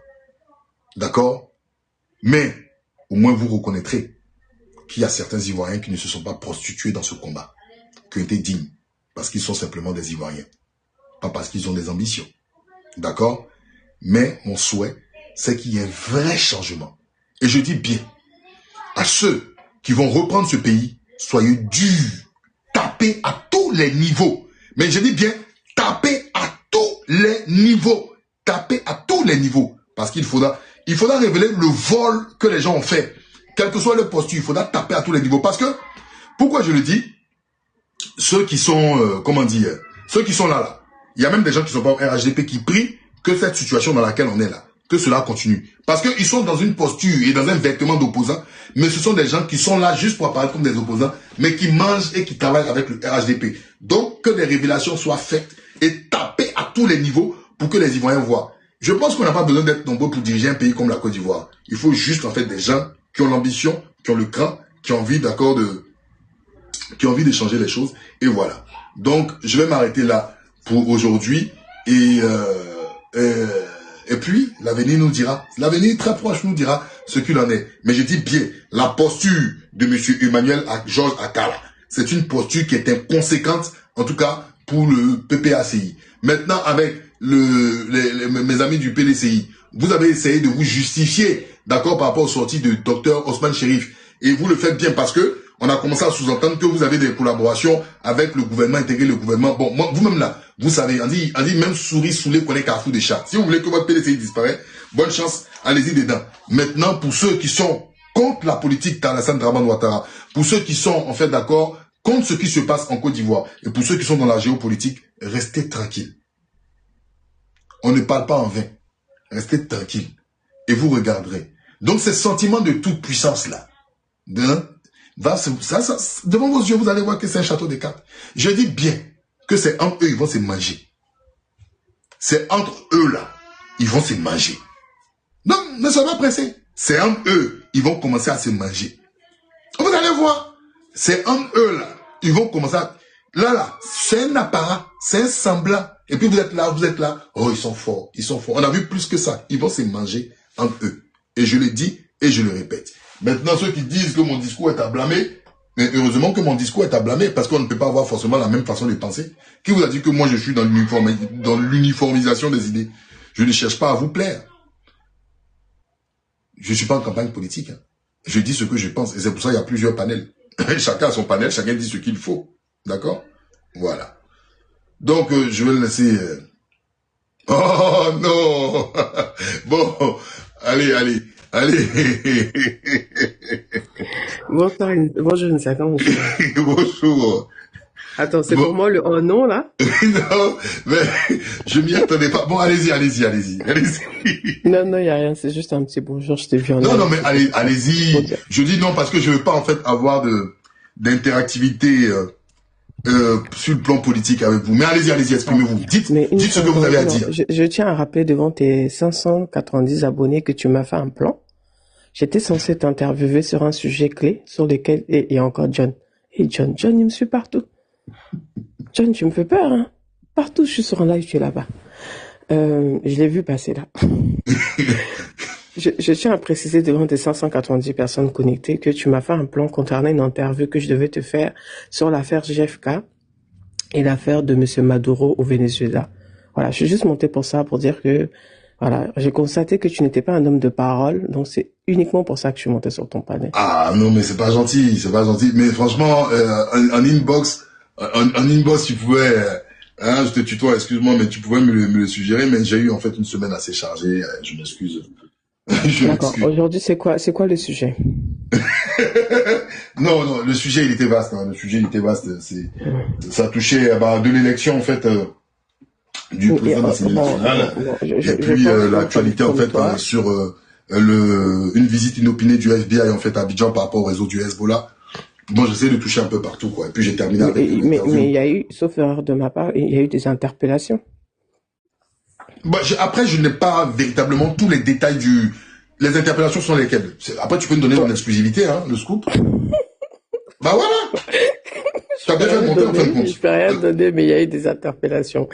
J'ai rien à donner, s'il te plaît. Ah, bah voilà, tu me mets l'eau à la bouche. Il y a eu des interpellations qui a été faites. Mais en fait, je pensais que tu parlais plus du fait que, comment il s'appelle, le porte-parole, je crois, du PPACU ou un... Ah non, ça c'était à la fin. Ouais. Mais tu veux aussi, vas-y aussi. Non, je voulais pas en parler, c'était pour un peu tâter ton point de vue sur ce point-là, à dire que bon, ils reconnaissent finalement le deuxième mandat de la Troisième République et que bon, ils s'allient. Mais j'ai comme cette impression qu'on est en train de partir vers le parti unique, hein. Non, c'est Kali Cheikh, ne dis pas c'est faux. Voilà, ne dis pas c'est faux. Tout ne se dit pas sur un panel. Mais si elle n'a pas envie de dire les choses, elle a le droit. Hein. C'est pas parce qu'on fait de la rétention d'informations qu'on ment. Voilà, faut pas... Après, ça n'engage que sa personne. Donc si elle veut dire, si elle veut dire pas. Parce que derrière aussi, vous ne savez pas qui elle est ou vous savez pas. Merkava, je sais ton amour fou pour ma personne et qu'à... Mais non. Fallait pas la sauter. Mais oui, bonjour. Bonjour, bon, allez-y, prenez la parole, je vais... Je suis d'accord avec la personne qui a fait sauter. Je suis monté pour elle-même, en fait. Tu es monté pour? Pour elle. Je venais lui dire merci pour l'information qu'elle nous a donnée, mais ça n'empêche pas notre amour envers toi, et que cette information n'avait pas vraiment besoin de ça.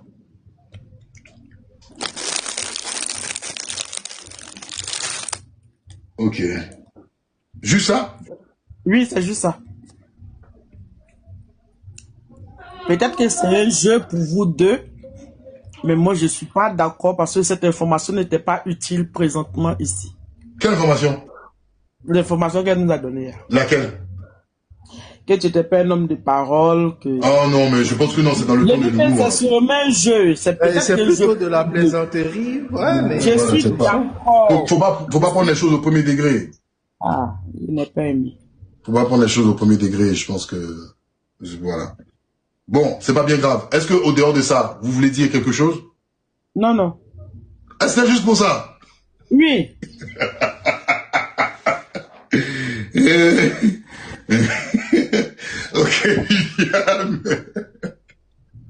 Ok, Viviane.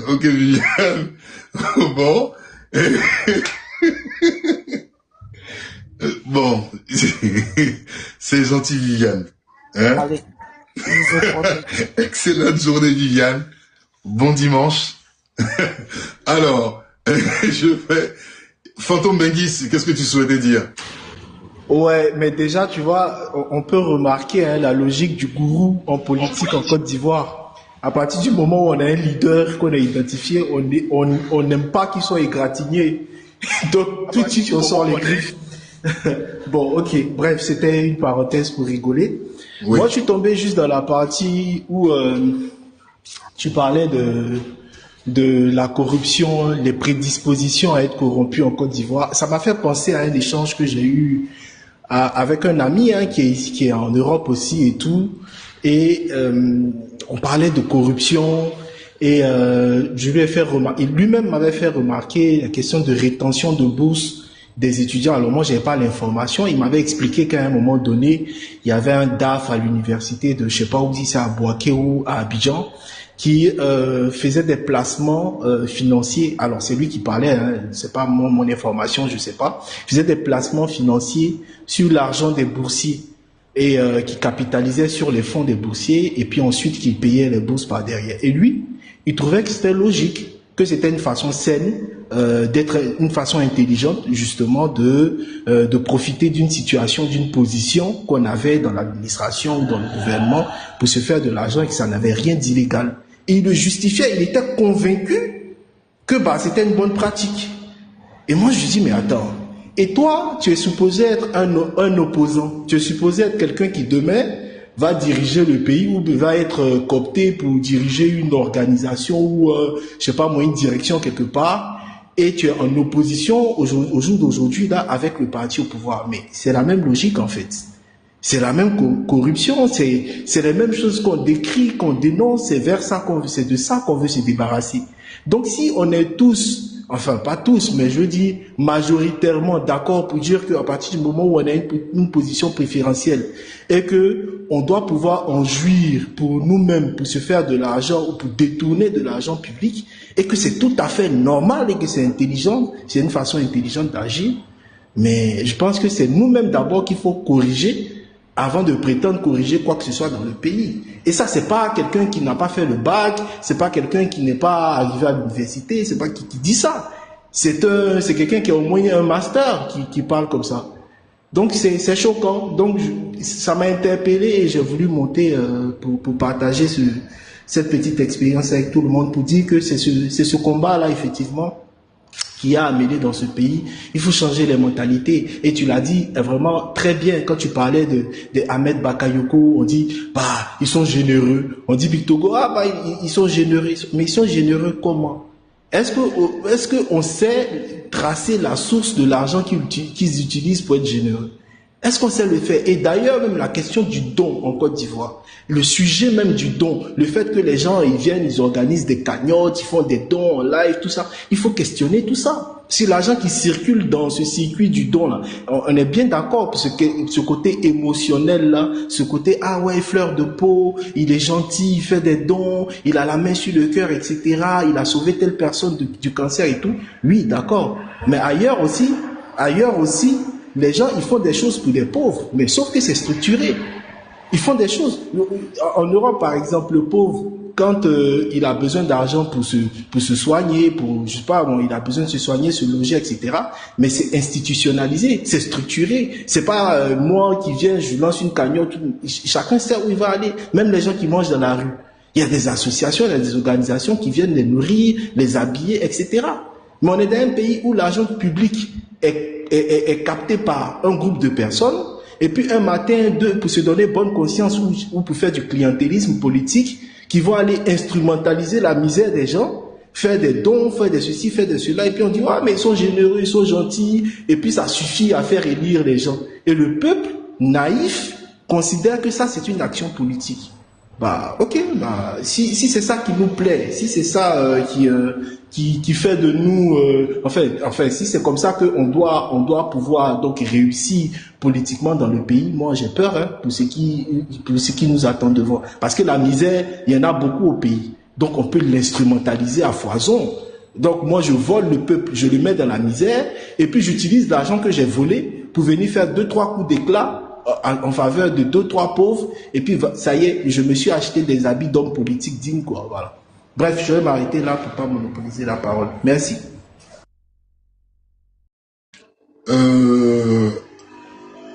Dosso, monsieur Dosso, ouais, monsieur Dosso, bonjour. Bonjour, on sent. Merci déjà pour tes analyses chaque dimanche matin. C'est quand même assez intéressant. Et en fait, moi, je voulais te poser quelques questions par rapport aux jeunes aujourd'hui que tu disais que le PPACI, c'est pas intéressant pour le PPACI d'essayer de discuter avec le pouvoir. Parce qu'il y a des jeunes qui ont cru quand même en quelque chose qui sont aujourd'hui en prison.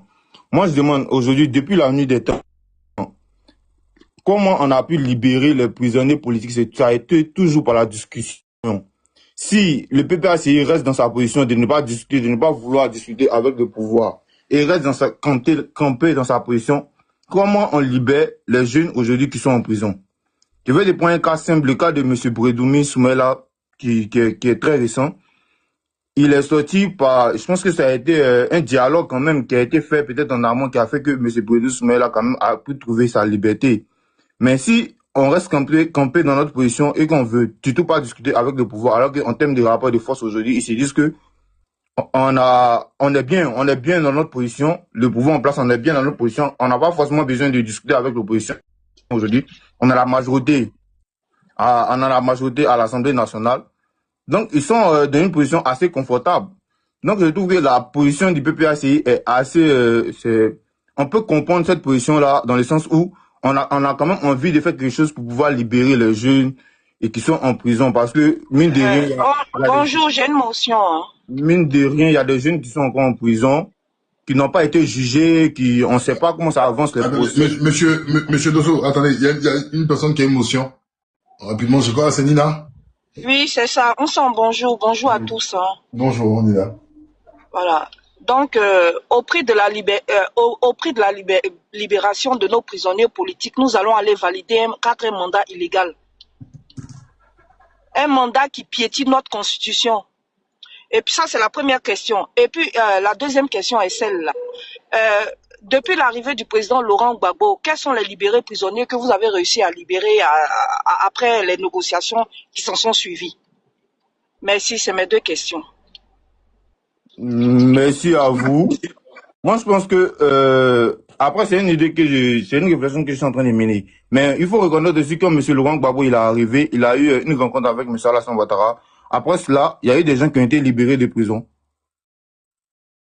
Je connais pas les noms, mais je suis sûr qu'il y a eu des gens qui ont été libérés de prison. Après la rencontre avec M. Alassane Ouattara, quand M. Gbagbo était de retour. Donc, je pense que depuis la nuit des temps, et par exemple, vous, Nina, je sais que vous suivez souvent dans les lives, vous appartenez au GPS. C'est que jusqu'à présent, il y a des gens qui disent au GPS de demander pardon au président Alassane Ouattara pour que M. Soro puisse rentrer en Côte d'Ivoire. Ça a toujours été comme ça. En fait, non, mais monsieur, excusez-moi, monsieur, s'il vous plaît, nous, on a eu des prisonniers politiques qui ont été libérés, mais le président Soro n'a pas reconnu un 3e mandat pour que ces prisonniers politiques-là soient libérés. Peut-être que vous ne savez pas, mais peut-être que vous ne suivez pas le GPS. On n'a pas eu besoin de reconnaître un 3e mandat ou un 4e mandat pour obtenir la libération de nos prisonniers politiques. Voilà, on s'en c'était tout, je descends. Merci. Waouh, c'est rapide, c'est assez expéditif là, t'as pas le temps. Hein. Bah oui. Je suis en voiture, j'aurai pas de réseau, c'est pour ça. Mais c'est ça. Je reviens dès que je suis à la maison, je remonte. Ok. C'est vrai que conduire, faut être prudent, t'as raison. Alors, monsieur Dosso, je vous laisse terminer. Voilà, entre autres, c'est ce que je suis en train de dire, parce que je trouve qu'aujourd'hui, il faut, aujourd'hui, le pouvoir qui est en place est dans une position assez confortable. Et donc, les autres se disent que, on a plus ou moins fustigé le PDCI qui a dit qu'allons aux élections législatives. Et même le PPACI qui n'y est pas parti aujourd'hui, reconnaît. Ils seront obligés à un moment de reconnaître le pouvoir en place parce que même si le pouvoir en place ne reconnaît pas, mais ils ne peuvent pas discuter avec quelqu'un à part le pouvoir en place. Parce que c'est eux qui gèrent actuellement le pouvoir et tout, c'est eux qui sont à la tête et tout. D'accord. Donc en fait, pour toi, tu es en train de me faire comprendre qu'en fait, la posture prise par monsieur Emmanuel Aka et celle même prise par le PDCI, par la sortie de M. Bredoumi est la bonne, c'est ça? Oui, la bonne parce qu'aujourd'hui, ils sont dans une position de Quand le RDR est dans l'opposition, là, ils ont négocié avec qui pour que leurs prisonniers sortent? S'il y avait des prisonniers.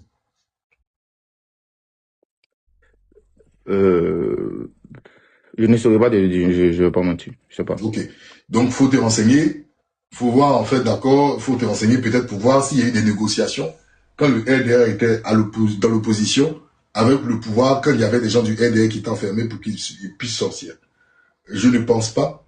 Et je pense que dans un pays de droit, si mais je voulais savoir, au moment où la dame de la chancelière de la République, Madame Dari Diabaté était en prison avec toute la clique, avec les bons Coulibaly et tout. Est-ce qu'il n'y a pas eu de discussion pour que ces gens-là puissent sortir de prison quand ils ont été arrêtés par le PDCI? Mais c'est pas le PDCI qui les a sortis de prison, c'est le coup d'État qui les a libérés. C'est le coup d'État. Donc, même Bédier a même mis des conditions d'accord c'est par le biais de Madame Nadiani Bamba qu'on a appris cela. On pensait qu'ils étaient, d'accord, entre le 23 et 24 décembre et tout, on croyait qu'ils étaient à la Maca. Non, ils étaient à la Pisam. Ils étaient à la Pisam. Dans les chambres VIP. D'accord, où les membres de leur famille allaient les voir. Est-ce que cela aujourd'hui est fait pour des gens en fait qui sont enfermés en Côte d'Ivoire? C'est ça en fait la question. Parce que nous on a appris cette information, personne n'a démenti cette information. Donc on juge qu'elle est quand même crédible. Mais en ce moment-là où ils étaient à la Pisam, là, dehors, le RDR criait sur toutes les radios que les gens étaient enfermés. 2 poids 2 mesures. D'accord? Donc moi je ne vois pas. Et puis bon, vous dites que c'est le président Laurent Gbagbo qui a libéré. Là, c'est une information que tu nous donnes. Le président Laurent Gbagbo a libéré en rencontrant M. Ouattara. Lors de cette rencontre, le président Laurent Gbagbo a fait libérer ces gens. Ça, je n'étais pas au courant. Non, c'est pas ça. Je dis que, quand même, avec l'appui de M. Laurent Gbagbo, il y a eu quand même des négociations qui ont pu libérer des gens. Je pense que c'est M. Laurent Gbagbo qui a libéré les prisonniers. D'accord, donc ce sont les négociations de M. Laurent Gbagbo qui ont permis aussi en partie de faire libérer des gens. Bon, c'est une information. Donc, à chaque moment qu'il y aura des gens qui vont être enfermés, on va solliciter M. Tidiane Thiam, on va solliciter M. Laurent Gbagbo pour qu'on libère les Ivoiriens. Non mais attendez. Et puis il y a quelque chose que vous dites. Moi quand vous dites par exemple M. Bredoumi, excusez-moi, hein, M. Bredoumi est un député. Mais c'est un Ivoirien comme les autres. Hein. Parce que j'ai l'impression qu'en Côte d'Ivoire, en fait les hommes ont une valeur selon leur statut. Et ça c'est très vilain à voir. Parce que bizarrement quand il y a des choses déterminantes, c'est pas ces gens-là qu'on voit devant. Il faut apprendre à l'Ivoirien. Premier article de notre constitution. Les citoyens sont égaux. On ne dit pas qu'il y a une différence entre les gens. Mais vous êtes là. Moi, regardez, ces jeunes-là qui sont aujourd'hui en prison. Le petit Emric, Ziggy. Vous croyez qu'ils méritent ce qu'ils ont là? Vous pensez véritablement qu'ils méritent ces mois de prison là? D'enfermement là? Qu'est-ce qu'ils ont fait, les gars? Vous avez vu une machette dans la main? Vous avez vu un boudin dans la main? Il faut arrêter, les gars. Monsieur Nzo, comment on libère ces gens-là? Ziggy mais la justice, normalement, doit les libérer. Bon, le procès... Attends. Jusqu'à aujourd'hui, il n'y a pas eu de procès pour Ziggy. Mais parce que c'est une manière aussi... Attends, est-ce que tu trouves normal même, quand tu dis même jusqu'à il n'y a pas de procès? C'est en Côte d'Ivoire, bizarrement, il y a certaines personnes qui n'ont pas de procès. Hein. Bizarrement, il y a des gens qui n'ont pas de procès. Ils n'ont pas de procès, ils sont là-bas pendant des mois, et puis un coup, on dit, on donne une date encore ultérieure. En fait, on joue avec la vie des gens. Et ça, il faut le dire, on joue avec la vie des gens. On joue avec la vie. Si vous avez des preuves que Ziggy est quelqu'un de dangereux, mais ouvrez le procès. Son avocat va sortir, vous allez sortir les preuves pour montrer que Ziggy tue. Mais on garde Ziggy là-bas pendant des mois. Pourquoi? C'est pour l'affaiblir, c'est pour le tuer moralement. C'est pour le tuer moralement. Le petit va sortir de là, il va être touché. Il faut dire la vérité. Frère, il faut dire la vérité. Ziggy, tout le monde qui a attrapé Ziggy ici. Les gens n'ont pas sorti photo de Ziggy pour montrer Ziggy comme s'il était un terreau. Mais Ziggy est dans les mains maintenant. Faites le procès. Pourquoi depuis là vous ne donnez pas des dates de procès? Vous savez que le procès de Ziggy sera retentissant. Ça va donner encore de la... En fait, ça va encore mettre encore Ziggy sous les lumières. Et puis on n'aura aucune preuve contre Ziggy. Si on n'a aucune preuve contre Ziggy, c'est qui on accuse? C'est pas la justice de Côte d'Ivoire. C'est la justice de Côte d'Ivoire m'a dit, bon, la justice de Côte d'Ivoire, en fin de compte, a pris Ziggy en otage. Mais si vous êtes sûr, j'ai entendu des gens dire que Ziggy est financé par l'ARS, Ziggy est financé par le PPACI. Sortez les preuves du financement. On va garder le petit là-bas jusqu'à... Et puis un jour, dans 1 an ou 2 ans, on a dit que non, le gouvernement a eu pitié, on les a libérés, et d'accord, on a fait une grâce. C'est pas sérieux. C'est pas sérieux, frère.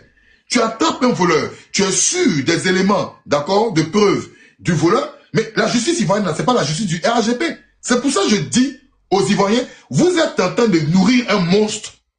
Aux partis politiques, vous êtes en train de nourrir un monstre. Tout à l'heure, il y a une dame qui est montée, Kimia, mais elle est du RHDP. Mais elle a dit, on va aller au parti unique. Mais oui, elle a dit, on va aller au parti unique. Parce que il n'y a pas de... En fait, il n'y a plus de débat contradictoire. Un pays où il n'y a plus il n'y a plus, c'est-à-dire que la parole qui est contraire à la parole de ceux qui sont aux affaires d'État est vue comme une parole qui peut emmener en prison, c'est un danger. C'est un danger. Et la justice a pour devoir de trancher. Excuse-moi, mais tu réponds pas à la question du gars, hein, honnêtement. C'est quoi la question? Il t'a demandé comment on les libère. Mais c'est de ça qu'il parle. Comment on libère les prisonniers? Mais c'est de ça que je parle. Tu ne comprends pas? Je ne peux pas dire de venir négocier, c'est faux. Comment on les libère? Vous mettez... Mais quand le LDR était opposant là, on n'arrêtait pas les gens du LDR? Mais qu'est-ce que le LDR faisait? On dit ça sur un plateau télé. C'est ça, tu veux qu'on dise ça sur un plateau télé? Dis quoi sur un plateau télé? Comment le LDR a fait pour libérer ses opposants? Mais ça n'a rien à voir, il ne faut même pas venir me parler de la rébellion ou de... Ça n'a rien à voir, tu es à côté de la plaque, mon frère. Un parti politique là, il a plusieurs, d'accord, il a plusieurs tentacules de pression. Plusieurs tentacules de pression. Ne vais pas me parler de la rébellion ou de coup d'État. Je ne te parle pas de ça. Faut arrêter ça. Le LDR là, quand on dit médias internationaux, ils étaient sur les médias internationaux. Presse, ils étaient dans la presse. Lobbying, ils étaient dans les lobbying. Mais pourquoi vous faites pas ça? Vous êtes assis à Abidjan là-bas, en train de manger à Tchéké. Vous croyez que la politique se fait comme ça? Qui pouvait penser qu'Alassane allait venir au pouvoir? Vous avez tous les circuits et les canaux qu'il a apportés. Tu me parles de la rébellion. Tu vois, c'est la rébellion, il n'y a que la rébellion? Ou il y a qu'un coup d'État? Ferme la porte là, s'il te plaît. Il y a qu'un coup d'État? Thiam les a utilisés, mais il n'y a aucun résultat, non? Thiam les a utilisés. Thiam les a utilisés en combien de mois? Il les a utilisés quand? Thiam les a utilisés en combien de mois? Le RDL, là, ils ont utilisé pendant combien d'années? Tu crois que tu as venu juste en 2 mois avant les élections, venir parler sur 2 médias et c'est fini? Ouattara l'a fait depuis quand? Il le fait depuis 97, 98. Jusqu'en 2011. Faut compter le nombre d'années. Soit vous faites la politique ou vous ne faites pas. C'est quel fainéantise que vous avez. Et eux là, quand leurs militaires étaient tapés ou leurs militaires étaient, ils étaient là pour dire on est avec vous. Il y a des gens au RDR qui ne croyaient pas. Mais leur aboutissement là, c'est en 2010-2011. Ils ont eu leur aboutissement. Mais vous n'êtes pas téméraires. Vous n'êtes pas tous dans le temps. C'est pour ça qu'on joue avec vous. Ça, il faut que je vous le dise. Au moment où vous étiez assis à Abidjan, mais à locaux là, la femme de Ouattara disait là-bas qu'on utilisait les enfants ivoiriens dans les champs. Ils ont filmé combien de fois? À chaque moment, il y avait son lot. Même les 18 milliards, j'ai parlé. Qui a fait retentir les 18 milliards de Guikayu? C'est pas le RDR? Sur toutes les capitales? Mais pourquoi vous êtes... C'est quoi ça? Allez-y négocier. Vous allez négocier toute votre vie. Dosso, rapidement pour finir, s'il te plaît. Pour finir, en tout cas, après les fragments qui t'avancent, je trouve que c'est assez intéressant. Je trouve que l'opposition aussi a quand même un peu fainéant sur le bord. Donc sinon, même moi, je pense que même organiser encore une nouvelle marche, faire sortir du monde et tout ça, sur le plan international, M. Alassane Ouattara est assez calé. Et il a tout joué aussi sur ça, parce que même Thiam a essayé de faire des choses comme l'équipe que je disais, mais ça n'a pas réellement abouti parce que je pense qu'il y avait quand même quelqu'un de assez calé devant lui. Ce gars avec ce que Thiam a fait n'a pas abouti. Mais en tout cas, on reste, on regarde, on voit. Et merci en tout cas pour tes analyses, c'est assez intéressant et bonne journée. On est ensemble, mon frère, on est ensemble. Ça marche. Mais Kaba, il est où? Ouais, je suis là. Vas-y. Ouais, on sent, tu poses le débat. Bonjour à tous, c'est très intéressant. Mais en même temps, ceux qui vont négocier, bon, ils se disent que, ouais, tu as parlé du lobbying, tout ça, le RDA avait le lobbying, il y avait Radio Nostalgie sur le plan national, il y avait le Patriote, il y avait tout ce que tu veux, mais n'oublie pas que le RDA aussi avait l'appui de la communauté internationale, hein, ils étaient soutenus. Voilà. Il était très soutenu, l'opposition ivoirienne aujourd'hui, moi je pense que elle n'a pas, on va dire, ce soutien international. Moi je suis pas ici pour dire que la démarche elle est bonne, qu'il faille aller négocier ou pas, mais ce que je dis c'est que, vu que l'opposition ivoirienne est dans une posture, on va dire, démocratique, et voilà, en tout cas l'opposition ivoirienne privilégie la voix, on va dire, des tractations. Donc, n'embrassant pas la lutte armée, et tout ce qui reste à faire, ce sont les tractations. Donc, c'est pour ça qu'on a comme l'impression que l'opposition est en train de se rendre. Bon, en tout cas, une partie, en tout cas, de l'opposition, pas toute l'opposition. Voilà. On a encore l'impression qu'une partie de l'opposition est en train de signer sa reddition. Parce que quand tu vois, quand tu écoutes comment dire ça, les déclarations du monsieur, là, on a comme l'impression que c'est une reddition. Voilà. C'est pas une reconnaissance du 4e mandat, mais ils se disent, mais on fait quoi? En fait, c'est ça. Donc, pour ne pas peut-être en marge de la vie politique ivoirienne, voilà, ils essaient de trouver des pourparlers.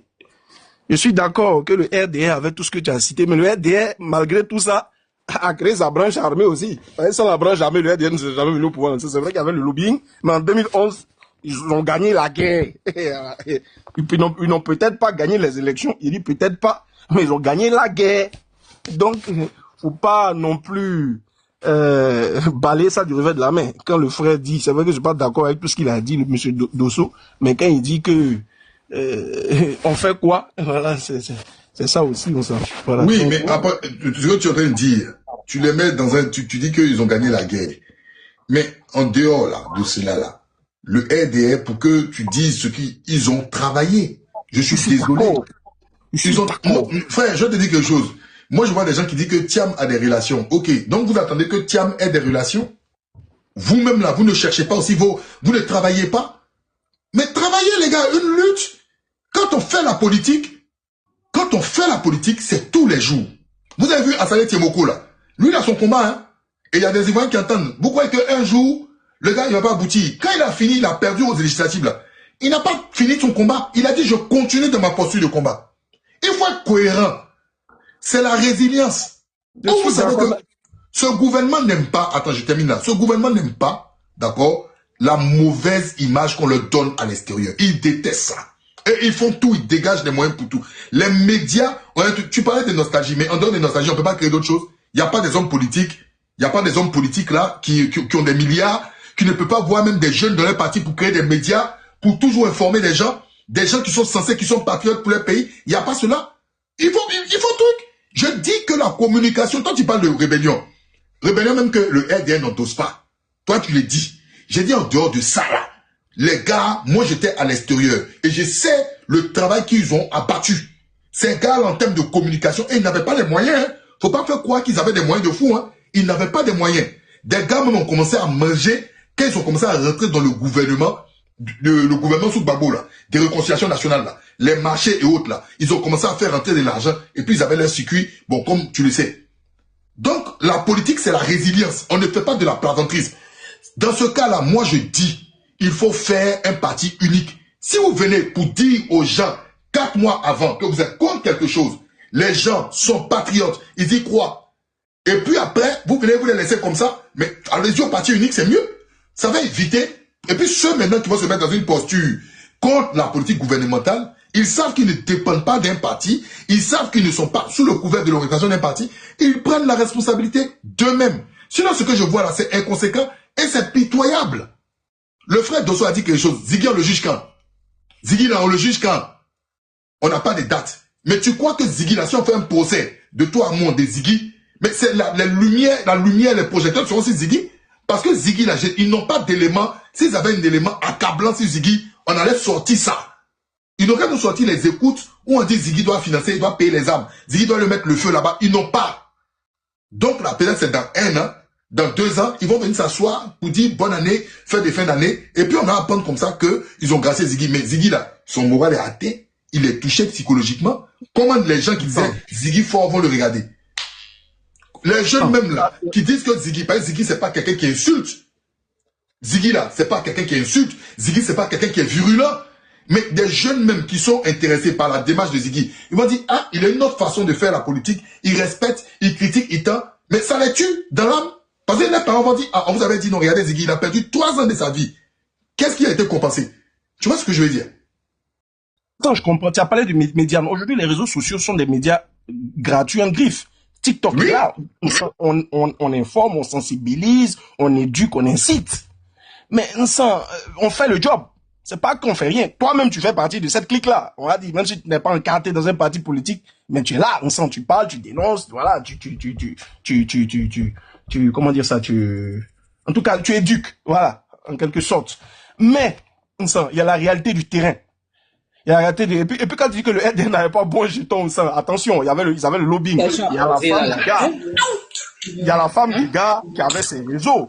Il y a la femme du gars, et puis le gars aussi, il avait Michel Candessu aussi qui le soutenait fort. Donc, peut-être, le vrai n'était pas au gouvernement, il n'était pas au gouvernement des Bédier, mais il avait ses choses, hein.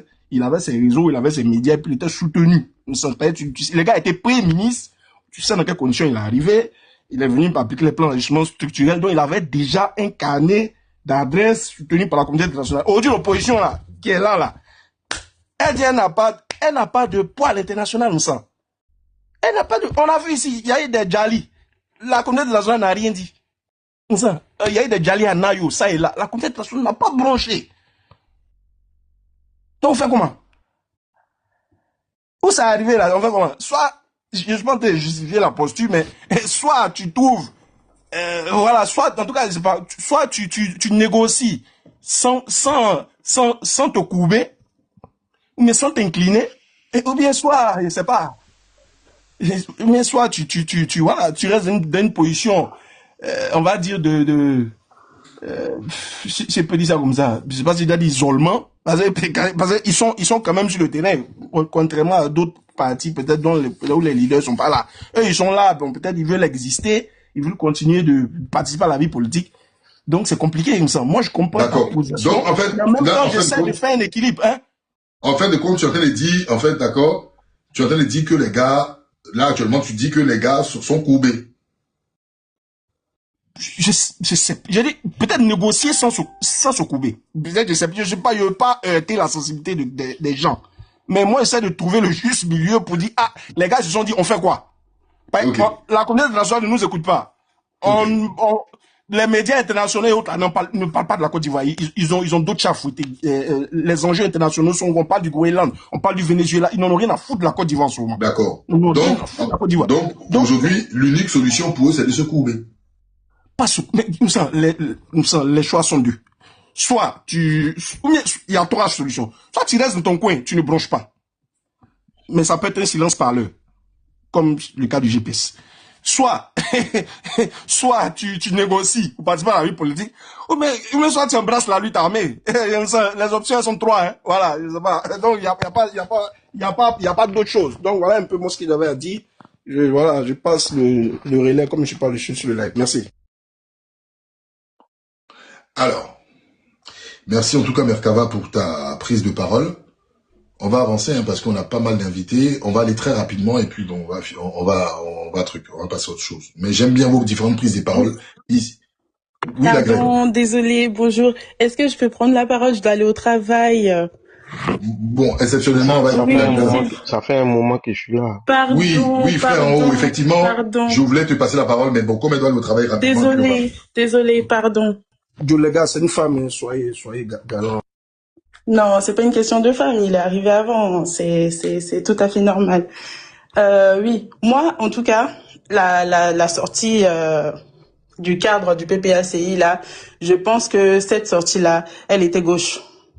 Elle était gauche. Moi, je le pense. Elle était gauche. Merci, ma sœur. Au moins quelqu'un qui dit merci. Souvent, là, il faut dire la vérité. Elle était gauche. Parce que la dernière sortie du président Laurent Gbagbo, il a dit il faut qu'on lutte contre le 4e mandat. Il faut qu'on continue de lutter contre le 4e mandat. Il a insisté dessus. Le président Laurent Gbagbo a dit que Ouattara veut, par l'arrestation de nos cadres, qu'on aille négocier avec lui pour que lui il puisse faire son 4e mandat et qu'il libère nos cadres. Mais ça ne passera pas. Le président Laurent Gbagbo l'a dit. Le président Laurent Gbagbo, c'est quelqu'un qui a allé à la CPI, qui a accepté de faire des années de prison, mais qui n'a pas fléchi genou. Il n'a pas fléchi genou pour dire que bon, je négocie, comme ça on me fait sortir et puis moi je sors de la vie, complètement de la vie politique et tout. Au moins je suis dehors, au moins mes militants sont dehors et puis je prends mon chèque, voilà, je vais me parader sur les îles quelque part et tout. Et ça c'est ça le président Laurent Gbagbo en fait. Mais il faut comprendre en fait que il y a certainement peut-être des cadres, ou bien peut-être qu'ils se sont rendus compte qu'il n'y a pas assez de résistants. Peut-être qu'ils se sont rendus compte que parmi les cadres, il y en a plein qui ont déjà été achetés. Il y en a plein qui ont déjà le dos tourné, qui ne veulent plus patienter, qui ne veulent plus attendre, qui ne veulent plus être dans la résistance. Ou bien il y en a qui se disent que le président Laurent Gbagbo a dit qu'il va bientôt partir. Donc il faut que nous, on se cherche. Voilà. C'est ça. Ce sont des gens qui se cherchent. Des gens qui se cherchent et qui veulent se chercher, qui veulent peut-être forcer la main au président Laurent Gbagbo pour qu'il cède. Parce que moi, je ne peux pas croire que ce soit la volonté parfaite du président Laurent Gbagbo. S'il y a quelque chose, si jamais le PPACI va négocier la sortie de ses militants et tout, ce sera forcément par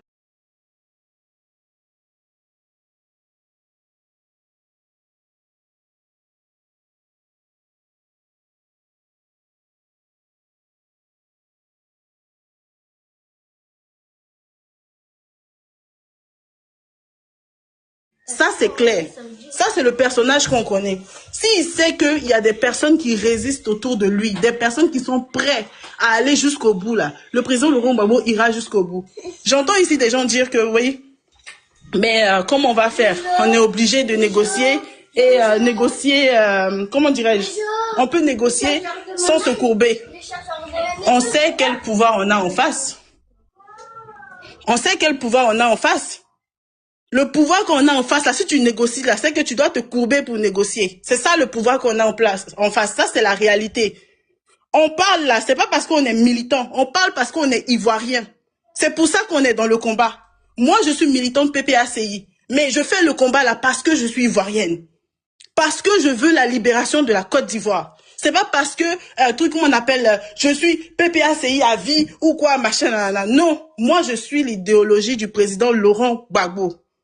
Ça veut dire que si aujourd'hui, là, il y avait un jeune qui était parfaitement dans l'idéologie du président Laurent Gbagbo, peut-être le président Laurent Gbagbo lui-même, il était déjà en train de se reposer et puis on serait en train de suivre ce jeune-là. Ne pensez pas qu'on suit le président Laurent Gbagbo parce qu'on est bête ou bien parce que on ne veut pas choisir quelqu'un d'autre ou bien parce qu'on est idolâtre. Non, c'est parce que dans la sphère politique, là, il y a personne qui est dans cette idéologie-là de souveraineté, qui est, comment dirais-je, parfaitement en phase avec le peuple. C'est pour ça qu'on est avec le président Laurent Gbagbo.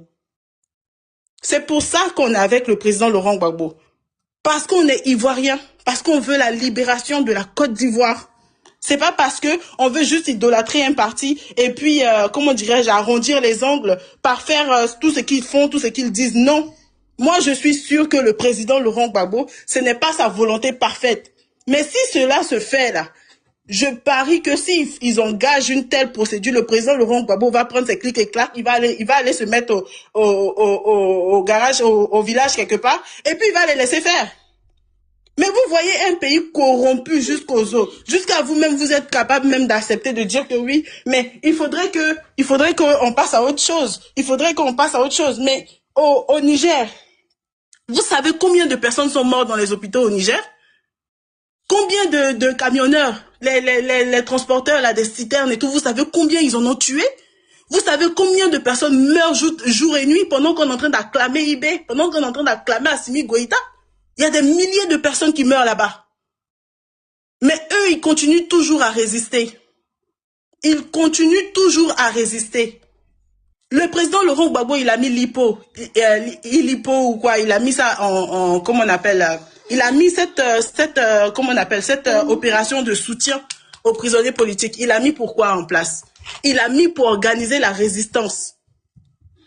Il a mis parce qu'on ne veut pas négocier, on ne veut pas demander pardon, on ne veut pas se courber pour faire libérer nos prisonniers. Il a mis parce que oui, vous avez pris des gens, vous les avez mis en prison. Mais en prison là-bas, là, ils vont manger, ils vont s'habiller, ils seront à l'aise. En tout cas, le minimum qu'ils peuvent avoir en prison pour pouvoir résister là, on va leur apporter ça. C'est pour ça que le président Laurent Gbagbo a mis ça.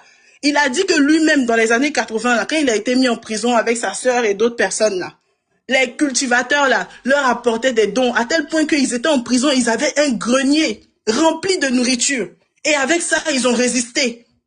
C'est la même chose que le président Laurent Gbagbo a dupliqué dans l'initiative LIPO. on va cotiser, on va contribuer pour que ceux qui sont en prison là soient en prison jusqu'à ce que on arrive à libérer le pays. Pour qu'ils aient à manger, pour qu'ils puissent résister là-bas où ils sont. Pour qu'on ait une libération vraie et véritable. Aujourd'hui, là, toutes ces personnes-là, ils seront libérés, là. Qu'est-ce qu'ils pourront dire? Bredoumi Soumaïla, il est libre, là. Si ce n'est pas attaquer le PPACI, qu'est-ce qu'il peut faire? Qu'est-ce qu'il peut faire d'autre? Est-ce qu'il peut franchement aller attaquer directement le RHDP qui est au pouvoir? Non. On a vu hier, Maître Blessy qui a voulu, comment on appelle, apporter, je sais pas moi, la contradiction à ce qui se faisait là-bas au Parlement. On a vu comment ils ont coupé son micro, ils l'ont balayé, ce qu'il avait dit, la remarque qu'il avait fait, ils l'ont balayé et puis c'est terminé. Actuellement là, ils ont braqué le pouvoir et ils se croient tout puissants. C'est pas des gens qui ont gagné élection, qui ont gagné législative, qui ont toutes les cordes dans leurs mains. C'est pas à ces personnes-là que vous allez dire que vous allez aller négocier et puis vous n'allez pas vous courber. Ça, c'est faux. Parce que, vu qu'ils sont en position de force, à partir du moment on va vers eux, hein, à partir du moment où on se plie là, ils sont en position de force. Donc, c'est à nous de nous plier. C'est pas à eux de se plier. Tu peux pas aller devant eux et puis tu as dit que non, il va falloir céder des choses. Il va falloir céder certaines choses pendant les négociations. Moi, je pense que si